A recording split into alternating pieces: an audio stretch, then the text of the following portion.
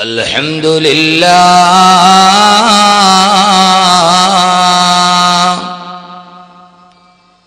الذي كل شيء سواه فان وخلق الإنسان وعلمه البيان الشمس والقمر بحسبان والنجم والشجر يسجدان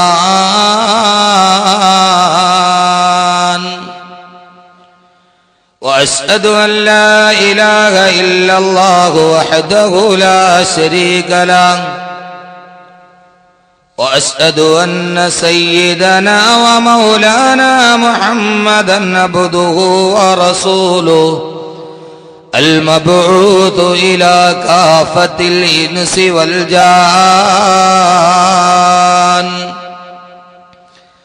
اللهم يا واجب الوجود ويا واهب الخير والجود أفض علينا أنوار رحمتك ويسر لنا الوصول إلى كمال معرفتك وأفوض أمري إلى الله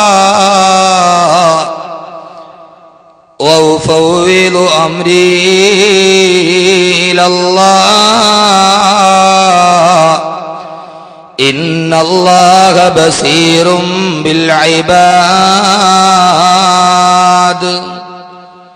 وأن مردنا إلى الله وأن المسرفين هم أصحاب النار.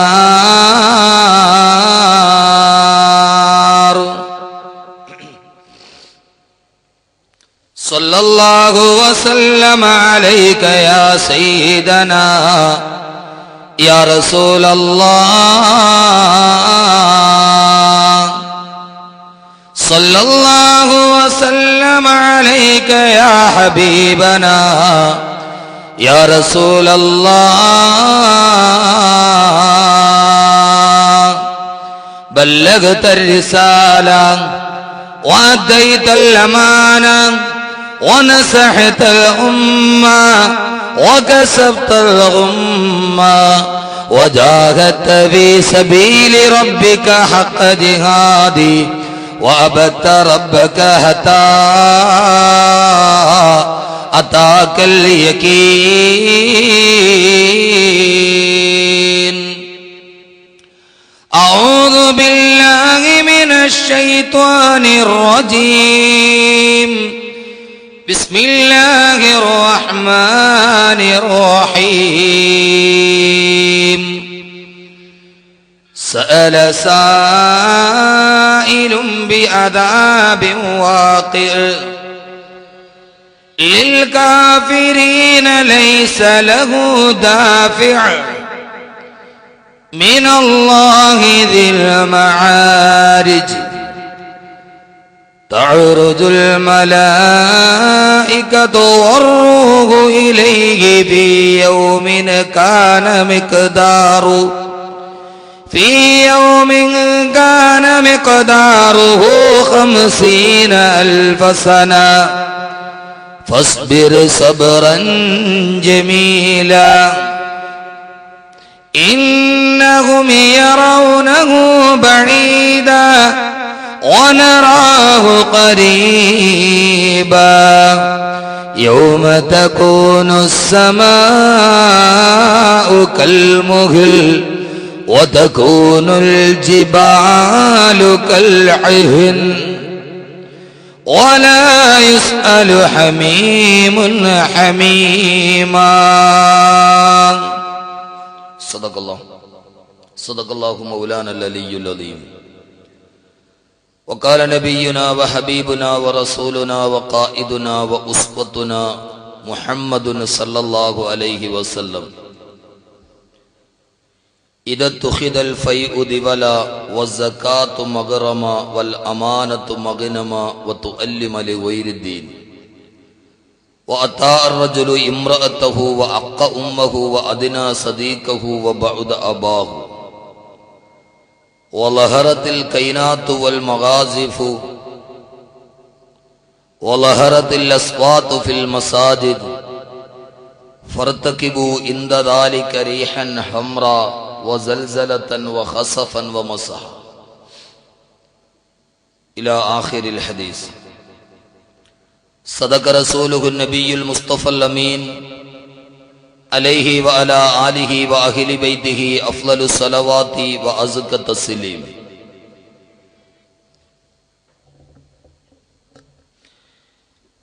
إذ ذاك يدعو الله طه قائل مروي تسليم علينا شامل بالصالحين كذاك ربي قائل بالصالحين كذاك ربي فاعل بدعائه للصالحين عميما صلوا عليه وسلموا تسليما وعليك حبي يا رسول الله وعليك حبي يا رسول الله وعليك حبا يا رسول الله من عند ذا العاصي صلاة الله معها تحيته سلام الله إجلال قدرك عشقا تفخيما صلوا عليه وسلموا تسليما.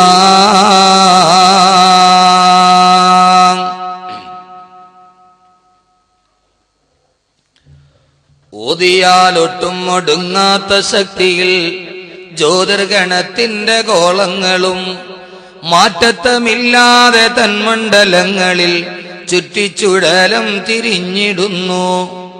ആളുകൾക്ക് എപ്പോഴും അത്ഭുതവും നൽകി മോളിലാകാശവും ഉല്ലസിപ്പൂ.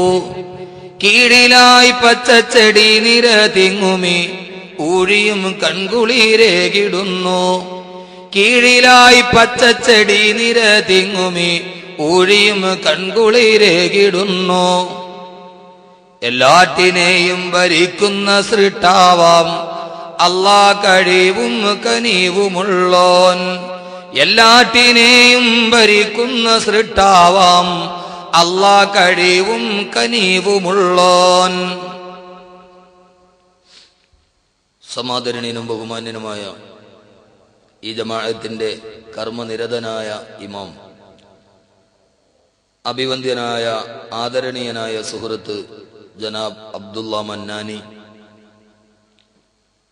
വേദിയിൽ ഉപവിട്ടനായ ഈ ജമാഅത്തിന്റെ പ്രസിഡന്റ് ജനാബ് അബ്ദുസലാം സാഹിബ്,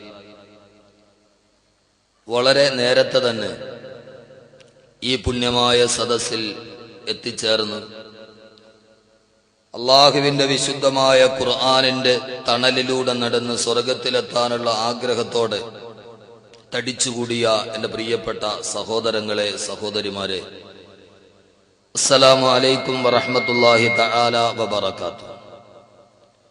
ഇതര സഹോദര സമുദായത്തിൽപ്പെട്ട ആരെങ്കിലും ഈ ശബ്ദം ശ്രവിക്കുന്നുവെങ്കിൽ അവർക്കെന്റെ ഇസ്ലാമിക തത്വാധിഷ്ഠിത അഭിവാദനങ്ങൾ.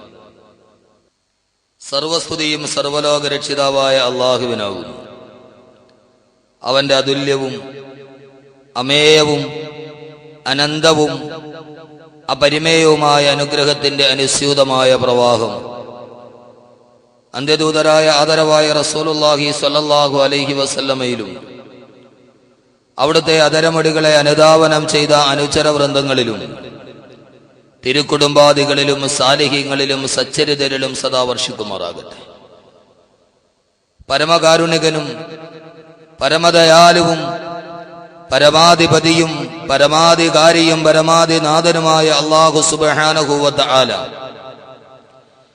നമ്മിൽ നിന്ന് മൺമറഞ്ഞു പോയ നമ്മുടെ മാതാപിതാക്കൾ, ബന്ധുമിത്രാദികൾ, സഹോദരി സഹോദരന്മാർ, ദുആ കൊണ്ട് നമ്മോട് വസിയ്യത്ത് ചെയ്തവർ, ഇൽമിന്റെ വഴികളിൽ നമ്മുടെ സഹായികളായിരുന്നവർ, നമ്മുടെ അഭ്യുദയാകാംക്ഷികൾ, എല്ലാത്തിലും ഉപരി ഈ പരിപാവനമായ മജ്ലിസുൽ ഇൽമിന്റെ തീരങ്ങളിലേക്ക് നമ്മെ കൈപിടിച്ചു നടത്തിയ അഭിവന്ദ്യരായ നമ്മുടെ ഗുരുനാഥന്മാർ, എല്ലാവരെയും കബറിടങ്ങളെ അള്ളാഹു വിശാലമാക്കി കൊടുക്കുമാറാകട്ടെ. അവരുടെ മണ്ണറകളെ അല്ലാഹു സുബ്ഹാനഹു വ തആല മണിയറയാക്കി പരിവർത്തിപ്പിക്കുമാറാകട്ടെ. പരലോക ജീവിതം സുഖത്തിലും സമാധാനത്തിലും സന്തുഷ്ടിയിലും സംതൃപ്തിയിലുമായി അല്ലാഹു സുബ്ഹാനഹു വ തആല കബൂൽ ചെയ്ത് അനുഗ്രഹിക്കുമാറാകട്ടെ എന്ന ദുആയോടെ ലോകാവസാനം ഒരു വെളിപ്പാടകലെ എന്ന വിഷയാധിഷ്ഠിതമായി ഇന്നു മുതൽ 3 ദിവസം ഈ ത്രിദിന പ്രഭാഷണ വേദിയിൽ ഈ വിനീതൻ നിങ്ങളെ അഭിസംബോധന ചെയ്യുമ്പോൾ സമകാലീന സമൂഹത്തിൽ വളരെയേറെ ചർച്ച ചെയ്യപ്പെട്ടുകൊണ്ടിരിക്കുന്ന, അതിനേക്കാളൊക്കെയേറെ നാം ഈ പ്രഭാഷണം നടത്തുമ്പോൾ ലോകത്തിലെ വികസിത രാഷ്ട്രങ്ങളുടെ മുൻപന്തിയിലോട്ട് കുതിച്ചു കയറി ഒരു വെള്ളിയാഴ്ചയുടെ ഒരല്പസമയം കൊണ്ട് ലോകത്തിന്റെ മുമ്പിൽ തകർന്ന് തരിപ്പണമായി പോയ ജപ്പാൻ എന്ന രാജ്യത്തിന്റെ നടുവിലൂടെ തീപ്പെട്ടി ഒഴുകി നടക്കുന്നത് പോലെ നടക്കുന്ന 10,000ങ്ങളുടെ ശിരസറ്റ കബന്ധങ്ങളുടെ നടുവിൽ ഭൂകമ്പവും സുനാമിയും ഒരേപോലെ ഒന്നിച്ചു വന്ന് ഒരു പ്രദേശത്തെ മുഴുവനും നക്കിത്തുടച്ച് കടന്നുപോയ ഈ ലോകം കണ്ട ഏറ്റവും വലിയ ഭീകര താണ്ഡവമാടിയ പ്രകൃതിയുടെ പ്രതിഭാസത്തിന്റെ മുന്നിൽ എന്ത് ചെയ്യണമെന്നറിയാതെ പകച്ചു നിൽക്കുന്ന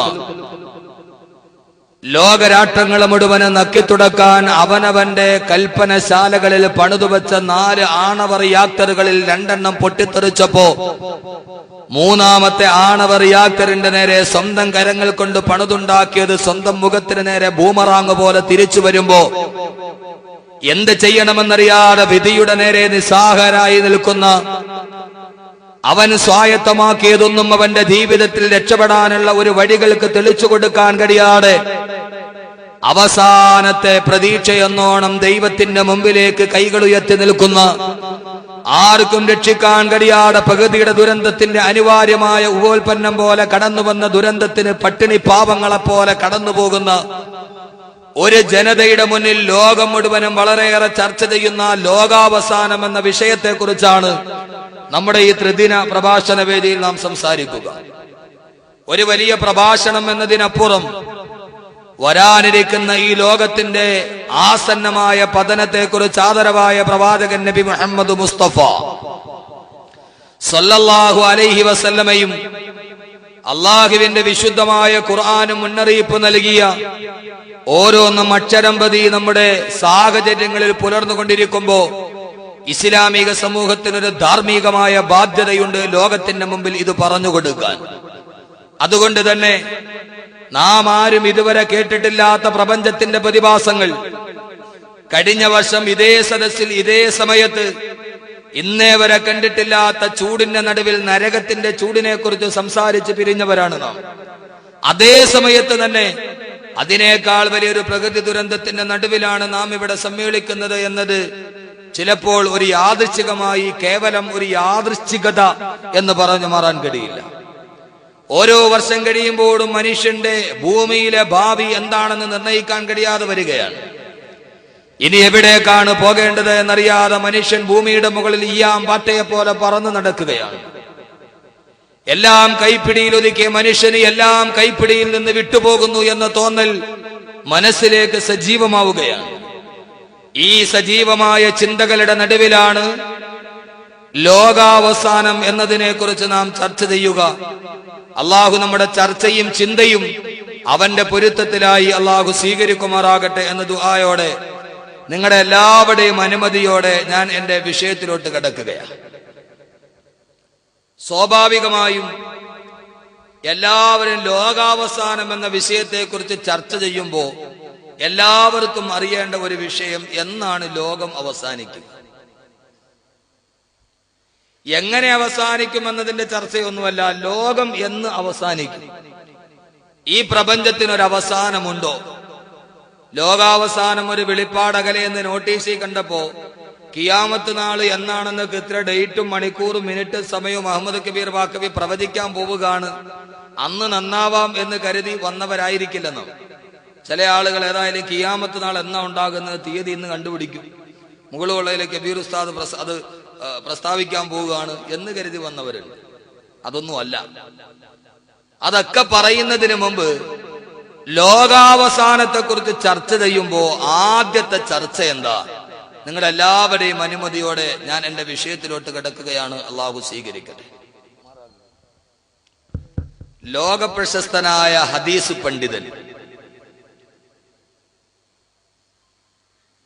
പ്രശസ്തി കൊണ്ടും പ്രഭാവം കൊണ്ടും ഒരു കാലഘട്ടത്തെ മുഴുവനും തന്റെ അറിവിന്റെ വെളിച്ചത്തിലോട്ട് കടത്തിക്കൊണ്ടുവന്ന ഇമാമു ദാരിൽ ഹിജ്റ എന്ന അപരനാമത്തിൽ അറിയപ്പെട്ട ലോക പ്രശസ്ത ഹദീസ് പണ്ഡിത പടു ബഹുമാനപ്പെട്ട ഇമാം മാലിക് റഹ്മത്തുള്ളാഹി,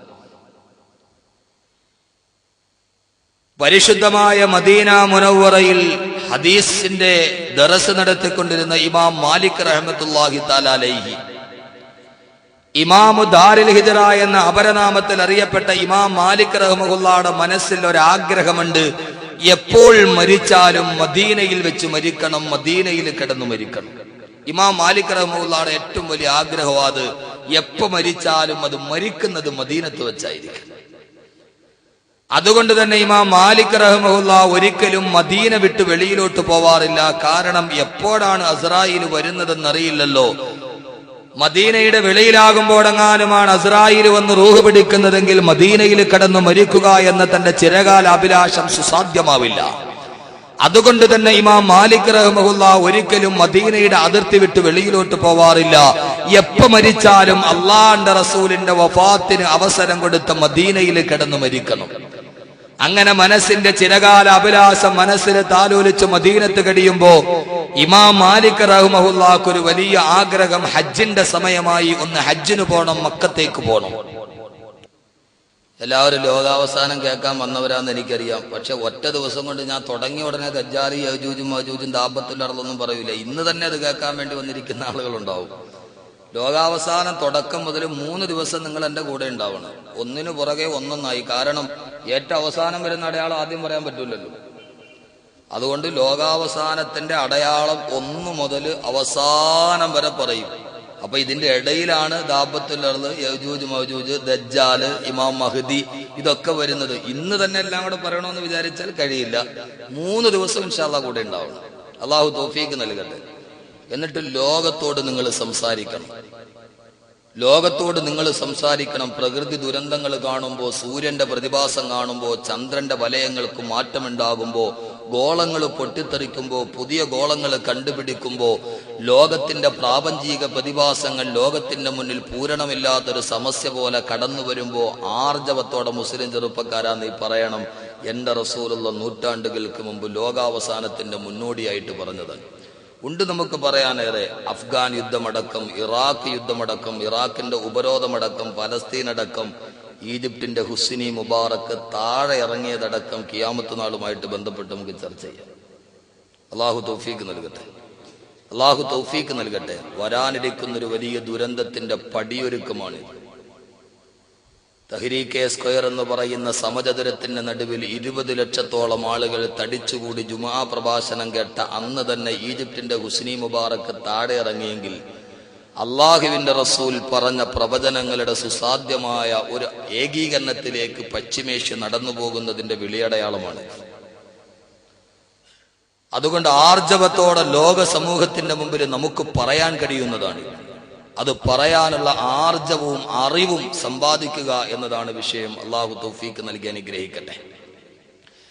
ഇമാം മാലിക് റഹ്മത്തുള്ളാഹി ലോകാവസാനത്തെ കുറിച്ച് ചർച്ച ചെയ്യുമ്പോൾ ആദ്യം ഇതൊന്നും ഓർക്കണം. ഇമാം മാലിക് റഹ്മത്തുള്ളാഹി മഹാനവറുകൾക്ക് ഹജ്ജിന് പോകണം, മക്കയിലേക്ക് പോകണം. പക്ഷേ മനസ്സിലൊരു അങ്കലാപ്പ്, ഹജ്ജിന് വേണ്ടി മക്കയിൽ പോകുമ്പോൾ അള്ളാഹ് റൂഹ് പിടിച്ച മക്കയിൽ വെച്ചല്ലേ മരിക്കും.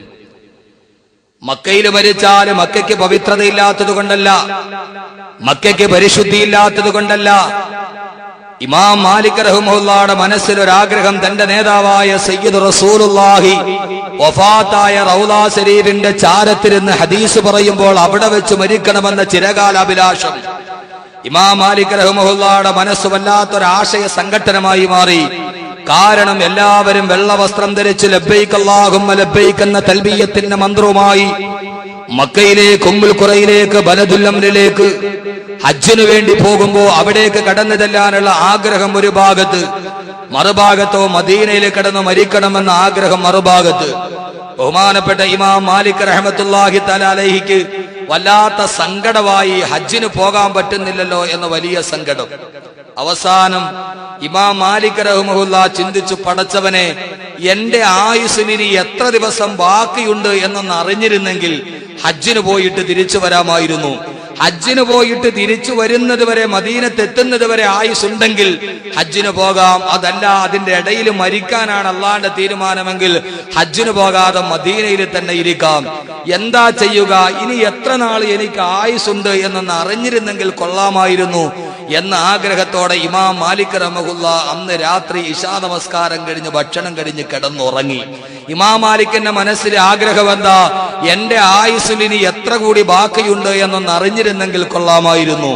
ആ ആഗ്രഹത്തോടെ മനസ്സിനെ മതിക്കുന്ന വല്ലാത്ത പൂരണമില്ലാത്തൊരു സമസ്യ പോലെ ആയുസിന്റെ കണക്ക് പുസ്തകത്തിൽ ഇനി എത്ര ബാക്കിയുണ്ടെന്നറിയാതെ ഇമാം മാലിക് റഹ്മത്തുള്ളാഹി അന്ന് രാത്രി കടന്നുറങ്ങുമ്പോ ഇമാം മാലിക്കിന്റെ കണ്ണുകളെ നിദ്ര തടികിത്തലോടുമ്പോ വല്ലാത്ത ഉറക്കത്തിലേക്ക് ഇമാം മാലിക് റഹ്മത്തുള്ളാഹി മെല്ലെ മെല്ലെ മയങ്ങി വഴുതി വീടുമ്പോ ആ ഉറക്കത്തിന്റെ നടുവിൽ ഇമാം മാലിക് റഹ്മത്തുള്ളാഹി സ്വപ്നം കാണുന്നു. ആദരവായ പ്രവാചകൻ നബി മുഹമ്മദ് മുസ്തഫ സല്ലല്ലാഹു അലൈഹി വസല്ലം, അല്ലാഹുവിന്റെ പ്രവാചകനെ ആ പാതിരാ സമയത്ത് ഉറക്കത്തിൽ സ്വപ്നം കണ്ട ഇമാം മാലിക് റഹ്മത്തുള്ളാഹിയോട് അള്ളാന്റെ റസൂൽ സ്വപ്നത്തിൽ വന്ന് ചോദിച്ചു, ഇമാം മാലിക്, മനസ്സിൽ വല്ലാത്ത വിഷമമാണോ?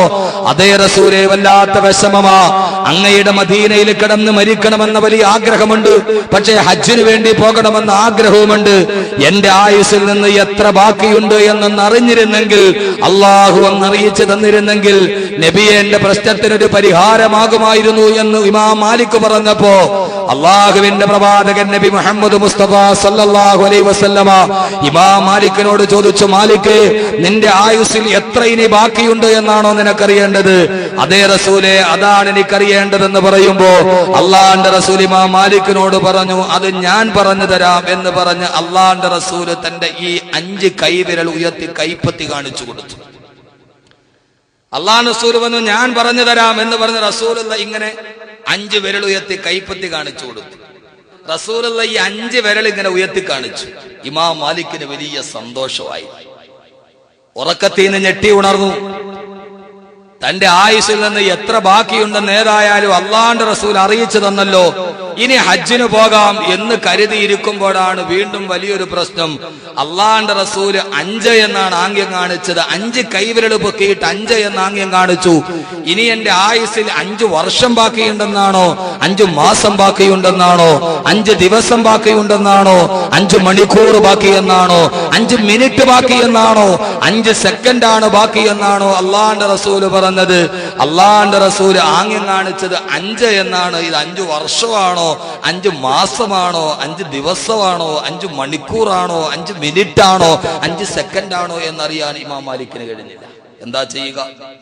വലിയ വിഷമവൃത്തത്തിലായി ഇമാം മാലിക് റഹ്മത്തുള്ളാഹി തന്റെ ശിഷ്യനെ വിളിച്ചു. ആ കാലഘട്ടത്തിലെ ഏറ്റവും വലിയ സ്വപ്നത്തിന്റെ വ്യാഖ്യാതാവായ ബഹുമാനപ്പെട്ട ഇബ്നു സീരീൻ റഹ്മത്തുള്ളാഹിയുടെ അടുക്കലേക്ക് തന്റെ ശിഷ്യനെ പറഞ്ഞു വിട്ടു. സ്വപ്ന വ്യാഖ്യാതാവായ ഇബ്നു സീരീന്റെ അടുക്കൽ പോയിട്ട്, ശിഷ്യ, നീ പറയണം, ഒരാൾ ഇങ്ങനെ സ്വപ്നം കണ്ടു, ഇമാം മാലിക്കാണ് കണ്ടതെന്ന് പേര് പറയരുത്. ഈ സ്വപ്നത്തിന്റെ വ്യാഖ്യാനം എന്താണ്? അള്ളാന്റെ റസൂല് സ്വപ്നത്തിൽ വന്ന് 5 എന്ന് കാണിച്ചതിന്റെ അർത്ഥം എന്താണ്? 5 വർഷമെന്നാണോ, 5 മാസമെന്നാണോ, 5 ദിവസമെന്നാണോ പൊരുളെന്നറിഞ്ഞിട്ട് വരണം. ശിഷ്യൻ ബഹുമാനപ്പെട്ട ഇബ്നു സീരീൻ റഹിമഹുല്ലാഹിയുടെ അടുക്കലെത്തി. മഹാനവറുകളോട് പറഞ്ഞു, ഒരാൾ ഇങ്ങനെ ഒരു സ്വപ്നം കണ്ടു, അള്ളാന്റെ റസൂല് വന്ന് 5 എന്ന് ആംഗ്യം കാണിച്ചു. എന്താണ് ഇതിന്റെ വിവക്ഷ? ആ സ്വപ്നം കണ്ട ആളുടെ ആയുസ് 5 വർഷം കൂടിയുണ്ട്, 5 മാസമുണ്ട്, ദിവസമുണ്ട്. ഏതാണ് ഇതിന്റെ വിവക്ഷ? ആ സമയത്ത് ലോക പ്രശസ്ത സ്വപ്ന വ്യാഖ്യാതാവായ ഇബ്നു സീരീൻ റഹിമഹുല്ലാഹ് ഇമാം മാലിക് റഹ്മത്തുള്ളാഹിയുടെ ശിഷ്യന്റെ നേരെ നോക്കിയിട്ട് സ്വപ്നത്തിന്റെ വ്യാഖ്യാനമായി പറഞ്ഞതെന്താ? അള്ളാന്റെ വിശുദ്ധമായ ഖുർആന്റെ ഒരു ആയത്താണ് ഓതിയത്. ഇമാം മാലിക് ഇത്രത്തോളം വലിയ ബുദ്ധിയില്ലാത്ത ആളാണെന്ന് ഞാൻ കരുതുന്നില്ല. ഇമാം മാലിക് എന്താ ഇതിനെക്കുറിച്ച് ചിന്തിക്കാത്തതെന്താ? ആ സ്വപ്നത്തിന്റെ ലോക പ്രശസ്തമായ സ്വപ്നത്തിന്റെ വ്യാഖ്യാനമായി ഇബ്നു സീരീൻ റഹിമഹുല്ലാഹ് ഓതിക്കൊടുത്തത് വിശുദ്ധമായ സൂറത്തുൽ ലുഖ്മാന്റെ അവസാനത്തെ ആയത്താ. അള്ളാന്റെ റസൂൽ പാതിരാവിലെ സ്വപ്നത്തിൽ വന്നിട്ട് 5 നാങ്യം കാണിച്ചത് ഇമാം മാലിക്കിന്റെ ജീവിതത്തില് 5 വർഷം ബാക്കിയുണ്ടെന്നല്ല, 5 മാസം ബാക്കിയുണ്ടെന്നല്ല, 5 ദിവസം ബാക്കിയുണ്ടെന്നല്ല, 5 മണിക്കൂർ ബാക്കിയെന്നല്ല, 5 മിനിറ്റ് ബാക്കിയെന്നല്ല, 5 സെക്കൻഡ് പോലും ബാക്കിയുണ്ടെന്നല്ല. അള്ളാന്റെ റസൂല് പറഞ്ഞതിന്റെ അർത്ഥം 5 കാര്യം അല്ലാഹുവല്ലാതെ മറ്റാർക്കും അറിയില്ല എന്ന് പറഞ്ഞിട്ട് ഈ ആയത്താണ് ഓതിയത്. ഇന്നല്ലാഹ ഇൻദഹു ഇൽമുസ്സാ, ഇന്നല്ലാഹ ഇൻദഹു ഇൽമുസ്സാ വയുനസ്സിലുൽ ഗൈഥ വയഅലമു മാ ഫിൽ അർഹാം വമാ തദ്രി നഫ്സും മാദാ തക്സിബു ഗദാ വമാ തദ്രി നഫ്സുൻ ബിഅയ്യി അർദിൻ തമൂത് ഇന്നല്ലാഹ അലീമുൻ ഖബീർ. അല്ലാഹുവിന്റെ വിശുദ്ധമായ ഖുർആനിലെ സൂറത്തുൽ ലുഖ്മാന്റെ അവസാനത്തെ ആയത്താണ്. 5 കാര്യങ്ങൾ അല്ലാഹുവല്ലാതെ ലോകത്ത് മറ്റൊരാൾക്കറിയില്ല. അതിന് പറയുന്നത് തന്നെ മഗീബാത്തുൽ ഖംസ്, പരമരഹസ്യമായ 5 കാര്യങ്ങൾ. അല്ലാഹ് പറയുകയാണ് ഇന്നല്ലാഹ ഇൻദഹു ഇൽമുസ്സാ, ഖിയാമത്ത് നാൾ എന്നാണ് സംഭവിക്കുന്നതെന്ന് അല്ലാഹുവല്ലാതെ മറ്റാർക്കും അറിയില്ല. ഈ ലോകം എന്നാണ് അവസാനിക്കുക, ഈ പ്രപഞ്ചം എന്നാണ് തകരുക, ഈ ആകാശം എന്നാണ് പിളരുക, ഈ നക്ഷത്രം എന്നാണ് അടരുക, അല്ലാഹുവിനല്ലാതെ മറ്റാർക്കും അറിയില്ല. ഇന്നല്ലാഹ ഇൻദഹു ഇൽമുസ്സാ, അല്ലാഹുവല്ലാതെ ലോകാവസാനം എന്നെന്ന് മറ്റാർക്കും അറിയില്ല. ഒന്നാമത്തെ കാര്യം ഇതാണ്. ബാക്കി 4 കാര്യം നമ്മുടെ വിഷയവുമായി ബന്ധമില്ലെങ്കിലും സഹോദരങ്ങളെ, മനസ്സിൽ ഈമാൻ ഉറക്കാനൊന്ന് ഞാൻ പറഞ്ഞു തരാം. അല്ലാഹുവിന് മാത്രം അറിയുന്ന രണ്ടാമത്തെ കാര്യമേതാ? വയുനസ്സിലുൽ ഗൈഥ, എപ്പോഴാണ് മഴ പെയ്യുന്നതെന്ന് അല്ലാഹുവല്ലാതെ മറ്റാർക്കും അറിയില്ല.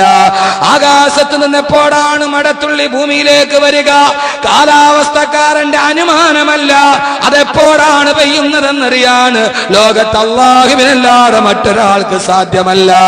3 വയഅലമു മാ ഫിൽ അർഹാം, ഗർഭാശയത്തിൽ കിടക്കുന്ന കുട്ടിയുടെ അവസ്ഥ എന്താ, അവനാണാണോ പെണ്ണാണോ എന്നറിയാൻ അല്ലാഹുവല്ലാതെ ലോകത്തും മറ്റൊരു മന്ത്രവാദിക്കും കഴിയില്ല.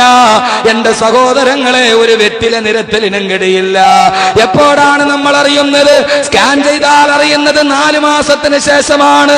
പിതാവിന്റെ മുതുകിൽ നിന്ന് ഇന്ദ്രിയ തുള്ളിയായി അത് മാതാവിന്റെ 10 സെന്റിമീറ്റർ നീളമുള്ള 8 സെന്റിമീറ്റർ വീതിയുള്ള അണ്ഡാശയത്തിന്റെ ഉള്ളിൽ ഒരു ചെറിയ രക്തക്കുടലിലൂടെ സഞ്ചരിച്ചു പോകുമ്പോ 20 കോടിയോളം വരുന്ന പുരുഷ ബീജങ്ങളിൽ നിന്ന് ഒരു ബീജത്തെ മാത്രം തെരഞ്ഞെടുത്ത് പെണ്ണിന്റെ അണ്ഡാശയവുമായിട്ട് കൂട്ടിയോജിക്കുമ്പോ പുരുഷന്റെ ബീജവും ഈ പെണ്ണിന്റെ അണ്ഡവും തമ്മിൽ ഗർഭാശയമെന്ന് ആർക്കും കാണാത്ത ഇരുട്ടറയിൽ വെച്ച് ഒരുമിച്ച് കൂടുമ്പോ ആ ഒരുമിച്ച് കൂടലിലൂടെ ജനിക്കാൻ പോകുന്ന കുഞ്ഞ് അതാണാണോ പെണ്ണാണോ എന്ന് പറയാൻ സിട്ടിപ്പിന്റെ തുടക്കത്തിൽ അല്ലാഹുവല്ലാതെ മറ്റാർക്കും കഴിയില്ല, ഒരു മനുഷ്യനും കഴിയുകയില്ലെന്ന് അല്ലാഹുവിന്റെ വിശുദ്ധ ഖുർആൻ.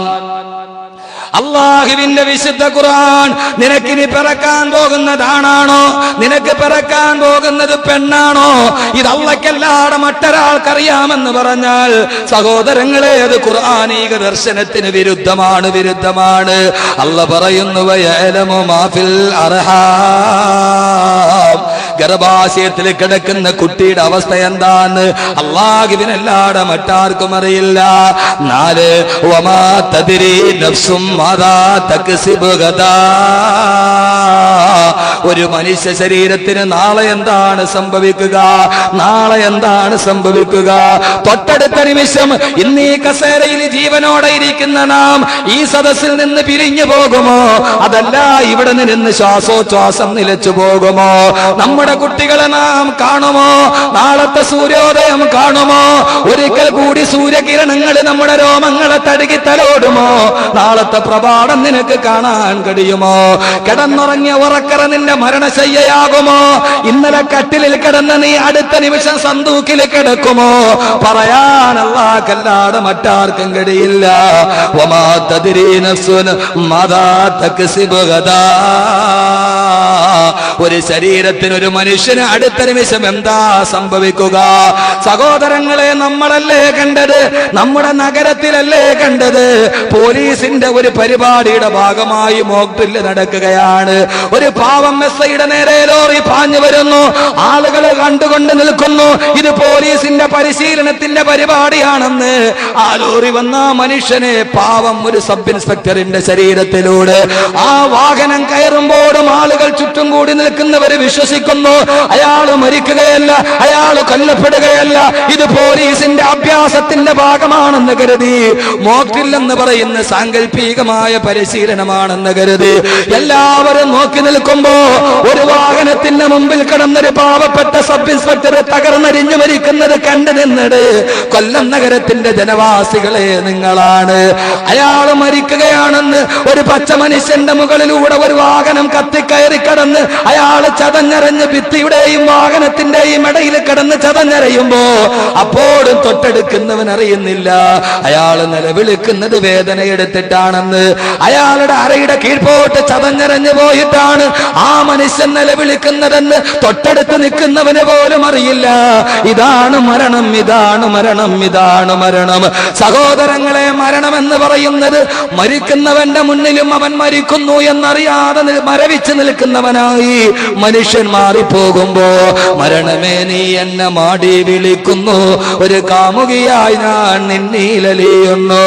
അള്ള പറയുന്നു, മനുഷ്യ നീ എത്ര വളർന്നാലും വിവര സാങ്കേതിക വിദ്യ നിന്റെ കൈപ്പിടിയിൽ ഒതുങ്ങി നിന്നാലും വമാ തദ്രീ നഫ്സുൻ മാദാ തക്സിബു ഗദാ. എപ്പോഴാണ് നീ മരിക്കുന്നതെന്ന് പറയാൻ, നാളെ നിനക്ക് എന്താണ് പറയുന്നതെന്ന് കഴിയാൻ ഡാവിഞ്ചിയുടെ രഹസ്യ കോഡ് വായിക്കാൻ നിനക്ക് കഴിഞ്ഞേക്കാം. ജനിതക കോഡ് വായിക്കാൻ കഴിഞ്ഞപ്പോ ജനിതക കോഡ്, ലോകശാസ്ത്രം മുഴുവനും ജനിതക കോഡിന്റെ രഹസ്യം വായിച്ചപ്പോ അന്നത്തെ അമേരിക്കയുടെ പ്രധാനമന്ത്രി പോൾ ക്ലിന്റൺ പറഞ്ഞതെന്തെന്നറിയുമോ? ദൈവത്തിന്റെ രഹസ്യ ഭാഷ നമ്മളും വായിക്കാൻ തുടങ്ങി. ജനിതക കോഡിന്റെ രഹസ്യ ഭാഷ വായിച്ചപ്പോ അന്ന് ബിൽ ക്ലിന്റൺ പറഞ്ഞതെന്തെന്നറിയുമോ? ദൈവത്തിന്റെ രഹസ്യ ഭാഷ മനുഷ്യൻ വായിക്കാൻ തുടങ്ങിയിരിക്കുന്നു. വായിക്കാൻ കഴിയുമെങ്കിൽ വായിക്കടാ, വായിക്കാൻ കഴിയുമെങ്കിൽ വായിക്കടാ. നിന്റെ ഉമ്മയുടെ ഗർഭാശയത്തിൽ 4 മാസം നിനക്ക് പ്രായമുള്ളപ്പോ അല്ലാഹു ഒരു മലക്കിനെ പറഞ്ഞു വിട്ടു. ആ മലക്കിനോട് പറഞ്ഞു, ഉമ്മയുടെ ഗർഭാശയത്തിൽ കിടക്കുന്ന ഇവൻ എത്ര നാള് വരെ ജീവിക്കുമെന്നൊന്ന് എഴുതി വെക്കുക, അവന്റെ തലച്ചോറിലൊന്ന് എഴുതി വെക്കുക, ഇവൻ എന്നാണ് മരിക്കുന്നതെന്ന് എഴുതി വെക്കുക. സഹോദരങ്ങളെ, ഇത് മാറ്റിയാൽ ഈ തലച്ചോറ് കാണാൻ പൊട്ടിച്ചെടുത്താല് വായിക്കാൻ കഴിയുമോ നിനക്ക്? വായിക്കാൻ കഴിയുമോ നിനക്ക്? തലച്ചോറ് വെട്ടിപ്പിളർന്നിട്ട് തലച്ചോറിന്റെ ഭാഗം മുറിച്ചു മാറ്റിയിട്ട് മറിച്ചൊരു തലച്ചോറ് ഫിറ്റ് ചെയ്യുന്ന മനുഷ്യ, ആ തലച്ചോറിന്റെ എവിടെയൊക്കെയോ എഴുതി വെച്ച അല്ലാഹുവിന്റെ ഭാഷ നിനക്കറിയുമോ? അല്ലാമുൽ ഗുയൂബായ സത്താറുൽ ഗുയൂബായ അല്ലാഹുവിന്റെ ഭാഷ നിനക്ക് വായിക്കാൻ കഴിയുമോ? ഇല്ല, ഇല്ല മനുഷ്യ, നിനക്ക് കഴിയില്ല. വമാ തദ്രീ നഫ്സുൻ മാദാ തക്സിബു ഗദാ. ഒരു മനുഷ്യ ശരീരത്തിന് നാളെ എന്താണ് സംഭവിക്കുക അത് അല്ലാഹുവല്ലാതെ പറയാൻ ലോകത്തൊരാൾക്കും കഴിയില്ല. 5 വമാ തദ്രീ നഫ്സുൻ ബിഅയ്യി അർദിൻ തമൂത്. ഒരു മനുഷ്യൻ എവിടെയാണ് മരിക്കുന്നതെന്ന് പറയാൻ, നീ ജനിച്ചെടുത്താണോ നീ മരിക്കുക? മുഗളുകളിൽ ജനിച്ചവനെ ഇവിടെയാണോ നീ മരിക്കുക? കൊല്ലം ജില്ലയിൽ ജനിച്ചവനെ ഈ കൊല്ലത്താണോ നീ മരിക്കുക? പറയാൻ അല്ലാഹുവല്ലാതെ കഴിയില്ല. പറയാൻ അല്ലാഹുക്കല്ലാതെ കഴിയില്ല. സഹോദരങ്ങളെ, അങ്ങനെ ജനിച്ചെടുത്ത് തന്നെ മരിക്കണമെങ്കിൽ ഒരു 2 മാസം മുമ്പ് ഞാൻ ഒരു ദശദിന പ്രഭാഷണത്തിന് വേണ്ടി പോയി ലക്ഷദ്വീപ്. കൊച്ചി തുറമുഖത്ത് നിന്ന് രാവിലെ 8:30 മണിക്ക് ഷിപ്പിൽ കയറിയിട്ട് വൈകുന്നേരം 4:30 മണിക്ക് അറബിക്കടലിന്റെ തിരമാലകളെ കീറിമുറിച്ച് 480 കിലോമീറ്റർ അപ്പുറം അന്ത്രോത്ത് ദ്വീപ് എന്ന് പറയുന്ന 8 കിലോമീറ്റർ നീളമുള്ള 1 കിലോമീറ്റർ വീതിയുള്ള അറബിക്കടലിന്റെ തിരമാലകളുടെ നടുവിൽ ഒരു കൊച്ചു പെണ്ണ് കിടന്നുറങ്ങുന്നത് പോലെ കിടന്നുറങ്ങുന്ന കൊച്ചു ദ്വീപ്. ആന്ത്രോത്ത് ദ്വീപിൽ ജനിച്ച ഇന്ത്യ രാജ്യത്തിന്റെ ഡെപ്യൂട്ടി സ്പീക്കർ പോലെ ആയിരുന്ന PM സയ്യിദ് സാഹിബ്. അറിയുമോ നിങ്ങൾക്ക് PM സയ്യിദിനെ? അറിയുമോ നിങ്ങൾക്ക് PM സയ്യിദിനെ? ആ PM സയ്യിദിന്റെ നാട്ടിൽ പോയി 10 ദിവസം പ്രസംഗിച്ചു ഞാൻ. അദ്ദേഹത്തിന്റെ കബറിടത്തിന്റെ അടുക്കൽ പോയി സിയാറത്ത് ചെയ്തു ഞാൻ. സഹോദരങ്ങളെ, എങ്ങനെ അദ്ദേഹത്തെ ഓർക്കാതിരിക്കാൻ കഴിയും? എങ്ങനെ അദ്ദേഹത്തെ ഓർക്കാതിരിക്കാൻ കഴിയും? അഫ്ഗാനിന്റെയും ലബനാനിന്റെയും ഇറാഖിന്റെയും ചെച്ചിനയുടെയും മണ്ണിൽ ആയിരക്കണക്കിന് നിരപരാധികളായ മുസ്ലിമീങ്ങളുടെ ശിരസറ്റ കബന്ധം കൊണ്ട് സിംഹാസനം തീർത്ത സാക്ഷാൽ ജോർജ് ബുഷിന്റെ വൈറ്റ് ഹൗസിന്റെ നടുവിൽ ഐക്യരാഷ്ട്ര സഭയുടെ രാഷ്ട്രത്തലവന്മാരുടെ സമ്മേളനം നടക്കുമ്പോ വൈറ്റ് ഹൗസിന്റെ അകത്തളങ്ങളിൽ കമീസ് വിട്ട് തലപ്പാവും തട്ടി അറബി ഭരണാധികാരികൾ മുഴുവനും ജോർജ് ബുഷിന്റെ വൈറ്റ് ഹൗസിന്റെ നടുത്തളത്തില് വട്ടമേശ സമ്മേളനം നടത്തുമ്പോ ആ സമയത്ത് ലോഹറിന്റെ ബാങ്ക് വിളിക്കുന്ന സമയത്ത് എനിക്ക് 4 റക്അത്ത് നിസ്കരിക്കണം, എനിക്ക് നിസ്കരിക്കണമെന്ന് ജോർജ് ബുഷിനോട് പറഞ്ഞ് ആ ജോർജ് ബുഷിന്റെ വൈറ്റ് ഹൗസിന്റെ പ്രൈവറ്റ് റൂമിന് മുസല്ലയിട്ട് എവിടെയാണോ മുസ്ലിമീങ്ങളെ, പാവപ്പെട്ട നിരപരാധികളായ മുസ്ലിമീങ്ങളെ കത്തിക്കരിച്ച് ചാമ്പലാക്കാൻ രഹസ്യയോഗം കൂടുന്ന വൈറ്റ് ഹൗസിന്റെ നടുവില് മുസല്ലയിട്ടിട്ട് അല്ലാഹു അക്ബർ എന്ന് പറഞ്ഞ് നിസ്കരിക്കാൻ ചങ്കൂട്ടം കാട്ടിയ ചുരുക്കം ചില ലോക നേതാക്കളിൽ ഒരുവനെ PM സയ്യിദ് സാഹിബ്. ആ സയ്യിദ് സാഹിബ് ജനിച്ചത് കേരളത്തിൽ നിന്ന് 450 കിലോമീറ്റർ അകലെ ലക്ഷദ്വീപിലെ അന്ത്രോത്ത് എന്ന് പറയുന്ന സ്ഥലത്താണ്.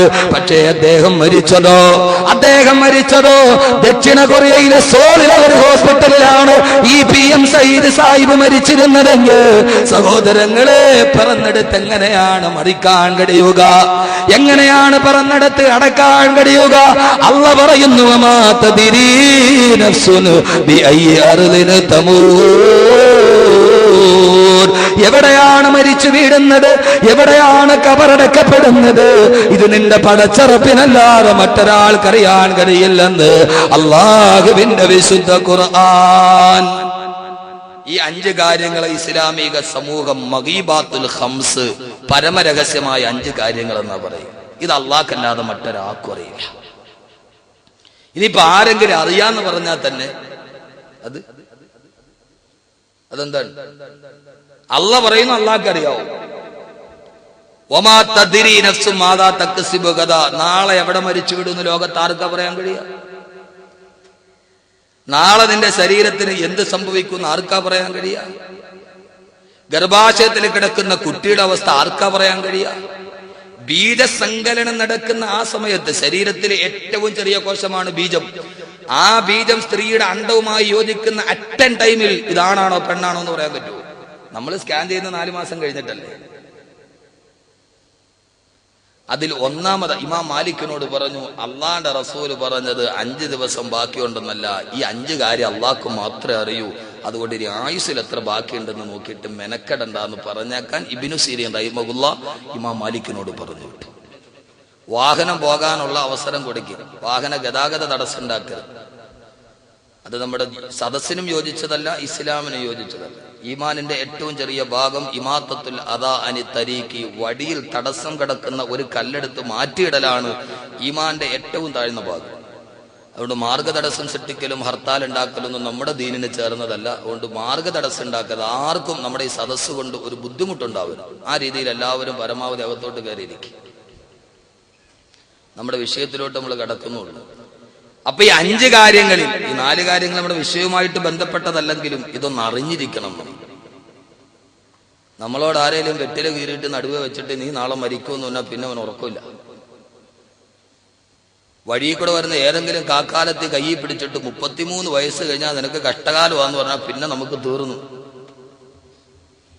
ആര് വന്നാലും എന്ത് പറഞ്ഞാലും അതെല്ലാം നമ്മൾ വിശ്വസിക്കുന്നവരാ. ഈ 5 കാര്യങ്ങൾ അല്ലാഹുക്കല്ലാതെ മറ്റാർക്കും അറിയില്ല എന്ന് സൂറത്തുൽ ലുഖ്മാൻ ഏറ്റവും അവസാനത്തെ ആയത്ത് ഖുർആൻ. അള്ളാഹു നമുക്ക് നല്ല ബോധം നൽകി അനുഗ്രഹിക്കട്ടെ. അതിൽ ഒന്നാമതായിട്ട് അള്ളാഹു പറഞ്ഞ എന്താ? ഇന്നല്ലാഹ ഇൻദഹു ഇൽമുസ്സാഅ, ലോകം എന്ന് അവസാനിക്കും എന്ന് അള്ളാഹ്ക്കല്ലാതെ മറ്റാർക്കും അറിയില്ല. അപ്പൊ പിന്നെ ഞാൻ എങ്ങനെ പറയണേ? ഇനി അള്ളാന്റെ റസൂലിനറിയോ ലോകം എന്ന് അവസാനിക്കുന്നത്? അള്ളാന്റെ റസൂലിനറിയാവോ?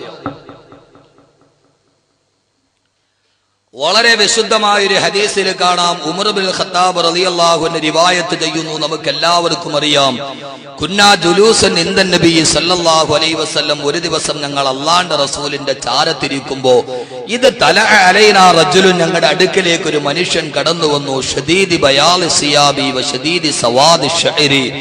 എല്ലാ മുത്തഅല്ലിമീങ്ങളും ആദ്യം പഠിക്കുന്ന ഹദീസ. നല്ല വെളുത്ത വസ്ത്രം ധരിച്ച, നല്ല കറുകറുത്ത തലമുടിയുള്ള ഒരു മനുഷ്യൻ അള്ളാന്റെ റസൂലിന്റെ സദസ്സിലോട്ട് കടന്നു വന്ന് പ്രവാചകനോട് സലാം ചൊല്ലി. അള്ളാന്റെ റസൂലിന്റെ തൊട്ടടുത്തോട്ട് കടന്നു വന്ന അയാളുടെ വെളുത്ത വസ്ത്രം കണ്ടപ്പോ, കറുത്ത തലമുടി കണ്ടപ്പോ ഞങ്ങൾ അയാളെ ശ്രദ്ധിച്ചു. വലാ യുറാ അലൈഹി അസറു സഫരി, യാത്ര ചെയ്തു വന്ന ഒരു ലക്ഷണവും അയാളുടെ ശരീരത്തിൽ പ്രകടമല്ല. വലാ യഗ്രിഫുഹു മിന്നാ അഹദുൻ, അയാൾ സ്വദേശിയല്ല, അയാളെ ഞങ്ങൾ ആരും അറിയില്ല. അയാൾ സ്വദേശിയാണെങ്കിൽ ഞങ്ങൾക്കറിയണം, പക്ഷെ ഞങ്ങളിൽ ആർക്കും അയാളെ പരിചയമില്ല. അയാൾ പരദേശിയാണോ? പരദേശിയാണെങ്കിൽ യാത്ര ചെയ്തു വന്നതിന്റെ അടയാളമില്ല. അയാൾ പ്രവാചകന്റെ അടുക്കൽ വന്നു സലാം ചൊല്ലി. ഫഅസ്നദ റുക്ബതഹു ഇലാ റുക്ബതൈഹി, അള്ളാഹുവിന്റെ പ്രവാചകന്റെ റിസാലത്തിന്റെ കാൽമുട്ടുകളിലേക്ക് തന്റെ കാൽമുട്ടുകൾ ചേർത്ത് വെച്ചിട്ട് ആ മനുഷ്യൻ ഒരു പഠിതാവിരിക്കുന്നത് പോലെ, ഗുരുവിന് മുമ്പിൽ വിദ്യാർത്ഥി ഇരിക്കുന്നത് പോലെ പ്രവാചകന്റെ മുട്ടിൽ കാല് ചേർത്ത് വെച്ച് വന്നിരുന്നു. എന്നിട്ട് അള്ളാന്റെ റസൂലിനോട് ചോദിച്ചു, നബിയെ മൽ ഈമാനു യാ റസൂലല്ലാഹ്, ഈമാൻ എന്താണ് നബിയെ? അള്ളാന്റെ റസൂൽ മറുപടി പറഞ്ഞു, അൻ തുഅ്മിന ബില്ലാഹി വ മലായികതിഹി വ കുതുബിഹി വ റുസുലിഹി വൽ യൗമിൽ ആഖിരി വൽ ഖദരി ഖൈരിഹി വ ശർരിഹി മിനല്ലാഹി തആല. പ്രവാചകൻ പറഞ്ഞപ്പോ ആഗതൻ പറഞ്ഞു, സദഖത യാ മുഹമ്മദ്, മുഹമ്മദേ നീ പറഞ്ഞത് സത്യവാ. വീണ്ടും ചോദിച്ചു, മൽ ഇസ്ലാമു യാ റസൂലല്ലാഹ്, ഇസ്ലാം എന്താണ് നബിയെ? അള്ളാന്റെ റസൂൽ ഇസ്ലാം വിവരിച്ചു കൊടുത്തു. സമയമില്ല ദീർഘിപ്പിച്ചു പറയാൻ. മൂന്നാമത് ചോദിച്ചു, മൽ ഇഹ്സാനു യാ റസൂലല്ലാഹ്, നബിയെ ഇഹ്സാൻ എന്ന് പറഞ്ഞാൽ എന്താണ് നബിയെ? അള്ളാന്റെ റസൂൽ പറഞ്ഞു, അൻ തഅ്ബുദല്ലാഹ കഅന്നക തറാഹു ഫഇൻ ലം തകുൻ തറാഹു ഫഇന്നഹു യറാക.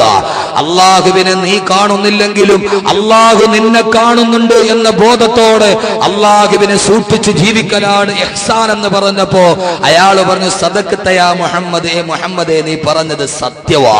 ബഹുമാനപ്പെട്ട ഉമർ റളിയല്ലാഹു അൻഹു പറഞ്ഞു, ഞങ്ങൾക്ക് വല്ലാത്ത അത്ഭുതമായി. ഏതോ ഒരു അപരിചിതനായ മനുഷ്യൻ കടന്നു വന്നിട്ട് അള്ളാന്റെ റസൂലിനോട് ചോദ്യം ചോദിക്കുക. പ്രവാചകൻ മറുപടി പറയുമ്പോൾ അത് സത്യമാണെന്ന് പറയുക. അള്ളാന്റെ റസൂല് പറയുന്നത് സത്യമാണോ എന്ന് പരിശോധിക്കാൻ ഇവൻ ആരാണെന്ന് ഞങ്ങളുടെ മനസ്സിൽ തോന്നിയപ്പോ ആ വന്ന മനുഷ്യൻ നാലാമത് അള്ളാന്റെ റസൂലിനോട് ചോദിച്ചു, യാ റസൂലല്ലാഹ്, നബിയെ മത്തസ്സാ, എപ്പോഴാണ് നബിയെ ഖിയാമത്ത് നാൾ സംഭവിക്കുന്നത്? എപ്പോഴാണ് നബിയെ ഈ ലോകം അവസാനിക്കുന്നത്? അതേവരെ ആ മനുഷ്യന്റെ ചോദ്യങ്ങൾക്കെല്ലാം കൃത്യമായി മറുപടി പറഞ്ഞ ആരംഭപ്പൂവായ റസൂലുള്ള പറയുന്നു, ചോദിക്കപ്പെട്ടാൽ ചോദിച്ച ആളെക്കാൾ കാര്യത്തിൽ വിവരമുള്ളവനല്ല. ചോദിച്ച നിങ്ങൾക്കറിയാമോ?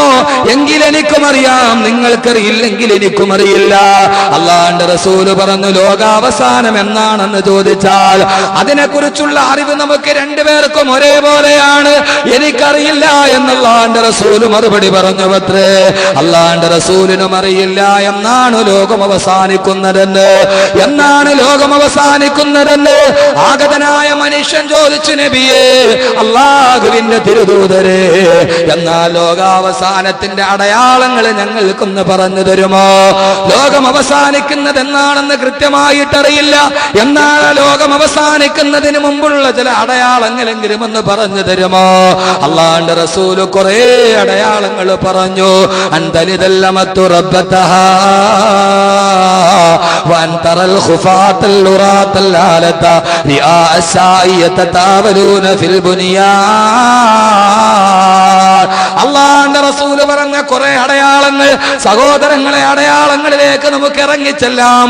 ലോകാവസാനത്തിന് കുറെ അടയാളങ്ങൾ നബിതങ്ങൾ പറയുന്നുണ്ട്.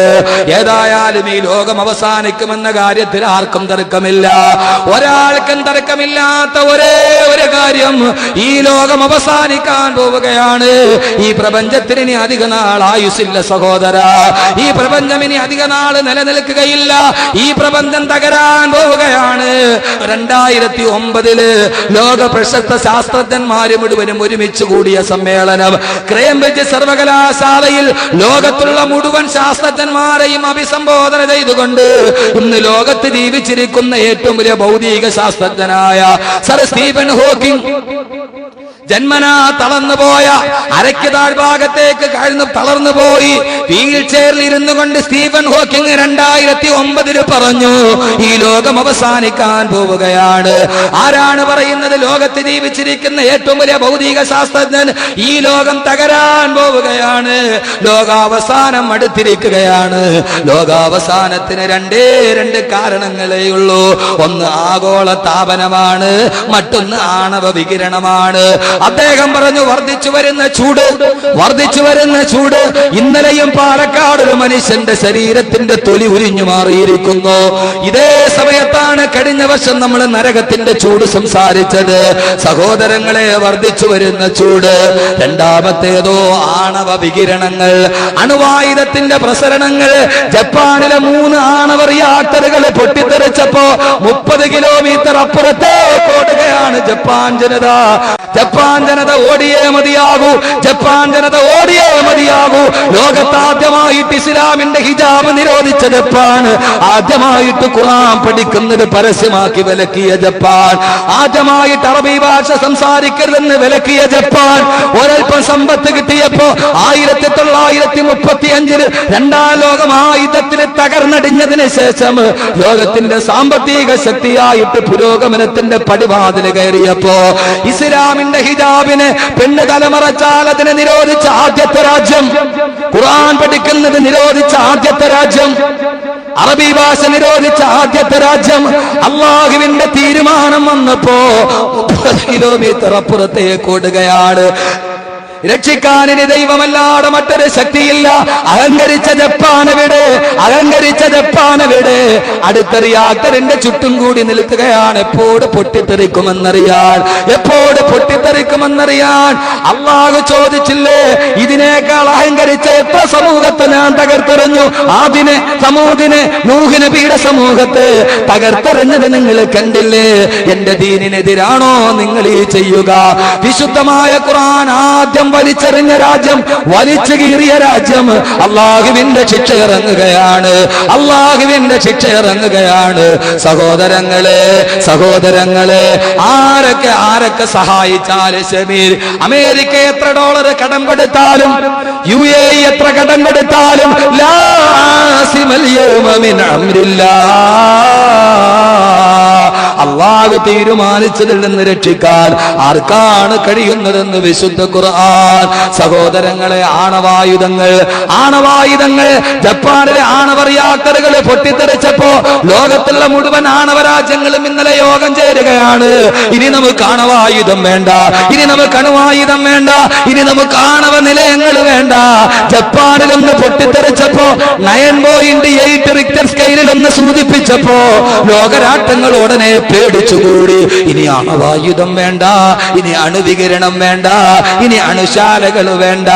അള്ള പറഞ്ഞു, ആരടാ എന്നോട് വെല്ലുവിളിക്കാൻ? നിന്റെ അണുവായുധം നീ തന്നെ ഉണ്ടാക്കിയത്. പൊട്ടിത്തെറിക്കുമ്പോൾ അതിനെ കെടുത്താൻ നിർമ്മിച്ച നിർമ്മാതാവിന് കഴിയുന്നില്ല. E=mc² എന്ന ആൽബർട്ട് ഐൻസ്റ്റീന്റെ ദ്രവ്യപരിവർത്തന സിദ്ധാന്തമാണ് ആറ്റം ബോംബായിട്ട് പിന്നീട് പരിണമിച്ചത്. രണ്ടാം ലോക മഹായുദ്ധത്തില് ആറ്റം ബോംബ് തന്റെ സിദ്ധാന്തം ഉപയോഗിച്ച്, അണുവായുധം പ്രയോഗിച്ച് ലക്ഷക്കണക്കിന് ആളുകൾ ഹിരോഷിമയിലും നാഗസാക്കിയിലും കത്തിക്കരിഞ്ഞു കിടക്കുന്നത് കണ്ടപ്പോ സാക്ഷാൽ ആൽബർട്ട് ഐൻസ്റ്റീൻ പോലും കരഞ്ഞുകൊണ്ട് പറഞ്ഞു അത്രേ, ദൈവമേ, അടുത്ത ജന്മത്തിൽ ഒരു ചെരുപ്പ് കുത്തിയായിട്ട് ജനിച്ചാലും ഇനി ഒരു ശാസ്ത്രജ്ഞനായിട്ട് എനിക്ക് ജനിക്കണ്ട ദൈവമേ. ഞാൻ കണ്ടുപിടിച്ചതാണ് ഹിരോഷിമയിൽ കത്തിക്കരിച്ചത്. ഒരു മനുഷ്യനായ ഞാൻ കണ്ടുപിടിച്ച സിദ്ധാന്തമാണ് എന്റെ സഹോദരങ്ങളുടെ ജീവൻ കവർന്നെടുത്തത്. അതുകൊണ്ട് വേണ്ട സഹോദരങ്ങളെ, ഈ ലോകത്തിന് കൂടുതൽ ആയുസില്ല. ലോകം അവസാനിക്കാൻ പോവുകയാണ്. ലോകാവസാനത്തിന്റെ ഒന്നാമത്തെ അടയാളം ഏതെന്നറിയുമോ? അള്ളാഹുവിന്റെ പ്രവാചകൻ നബി മുഹമ്മദ് മുസ്തഫ സല്ലല്ലാഹു അലൈഹി വസല്ലം. ലോകാവസാനം എന്നാന്ന് ആർക്കും അറിഞ്ഞൂടാ. അപ്പൊ പിന്നെ ഇനി ചെയ്യാനുള്ള എന്താ? ലോകാവസാനത്തിന്റെ അടയാളം എന്താ? അള്ളാന്റെ റസൂൽ ഏതായാലും ലോകം അവസാനിക്കും, അതുകൊണ്ടൊന്ന് കരുതിയിരുന്നോ. കുറെ അടയാളങ്ങളുണ്ട്. ലോകാവസാനത്തിന്റെ അടയാളങ്ങൾ നമുക്ക് ചർച്ച ചെയ്യാം. അള്ളാഹു തൗഫീഖ് നൽകട്ടെ. ഇപ്പൊ ഏതാണ്ട് ഒരു സ്ട്രക്ചറും കിട്ടിയല്ലോ. ഇനി എങ്ങനെയാ ലോകം അവസാനിക്കുന്നത്? അടയാളം പറഞ്ഞിട്ട് എങ്ങനെ? ലോകത്തെല്ലാ മതങ്ങളും പറഞ്ഞു ലോകം അവസാനിക്കും. പക്ഷേ ലോകം അവസാനിക്കുമെന്നെല്ലാ മതങ്ങളും പറയുന്നുണ്ട്. പക്ഷേ ലോകം എങ്ങനെ അവസാനിക്കുമെന്നാരും പറയുന്നില്ല. ലോകം അവസാനിക്കുന്നു ഗീതയും പറയുന്നുണ്ട്, ബൈബിളും പറയുന്നുണ്ട്, ലോകാവസാനം വരും. ക്രൈസ്തവർ ഇപ്പോഴും പറയുന്നത് oh Jesus come, oh Jesus come. ലോകം അവസാനിക്കാൻ പോകുന്നു, യേശു തിരിച്ചു വരാൻ പോകുന്നു. യേശുവിനെ സ്വാഗതം ചെയ്തുകൊണ്ട് ക്രിസ്ത്യാനികൾ കാത്തിരിക്കുകയാണ്. Oh Jesus come. ക്രൈസ്തവർ പ്രാർത്ഥിക്കുന്നത് കേൾക്കും. ഈ ലോകം അവസാനിക്കും. അത് കഴിഞ്ഞാൽ പിന്നീട് ഒരു പരലോകവും സ്വർഗവും നരകവും ഒക്കെ വരുമെന്ന് ഭഗവത്ഗീത പറയുന്നുണ്ട്.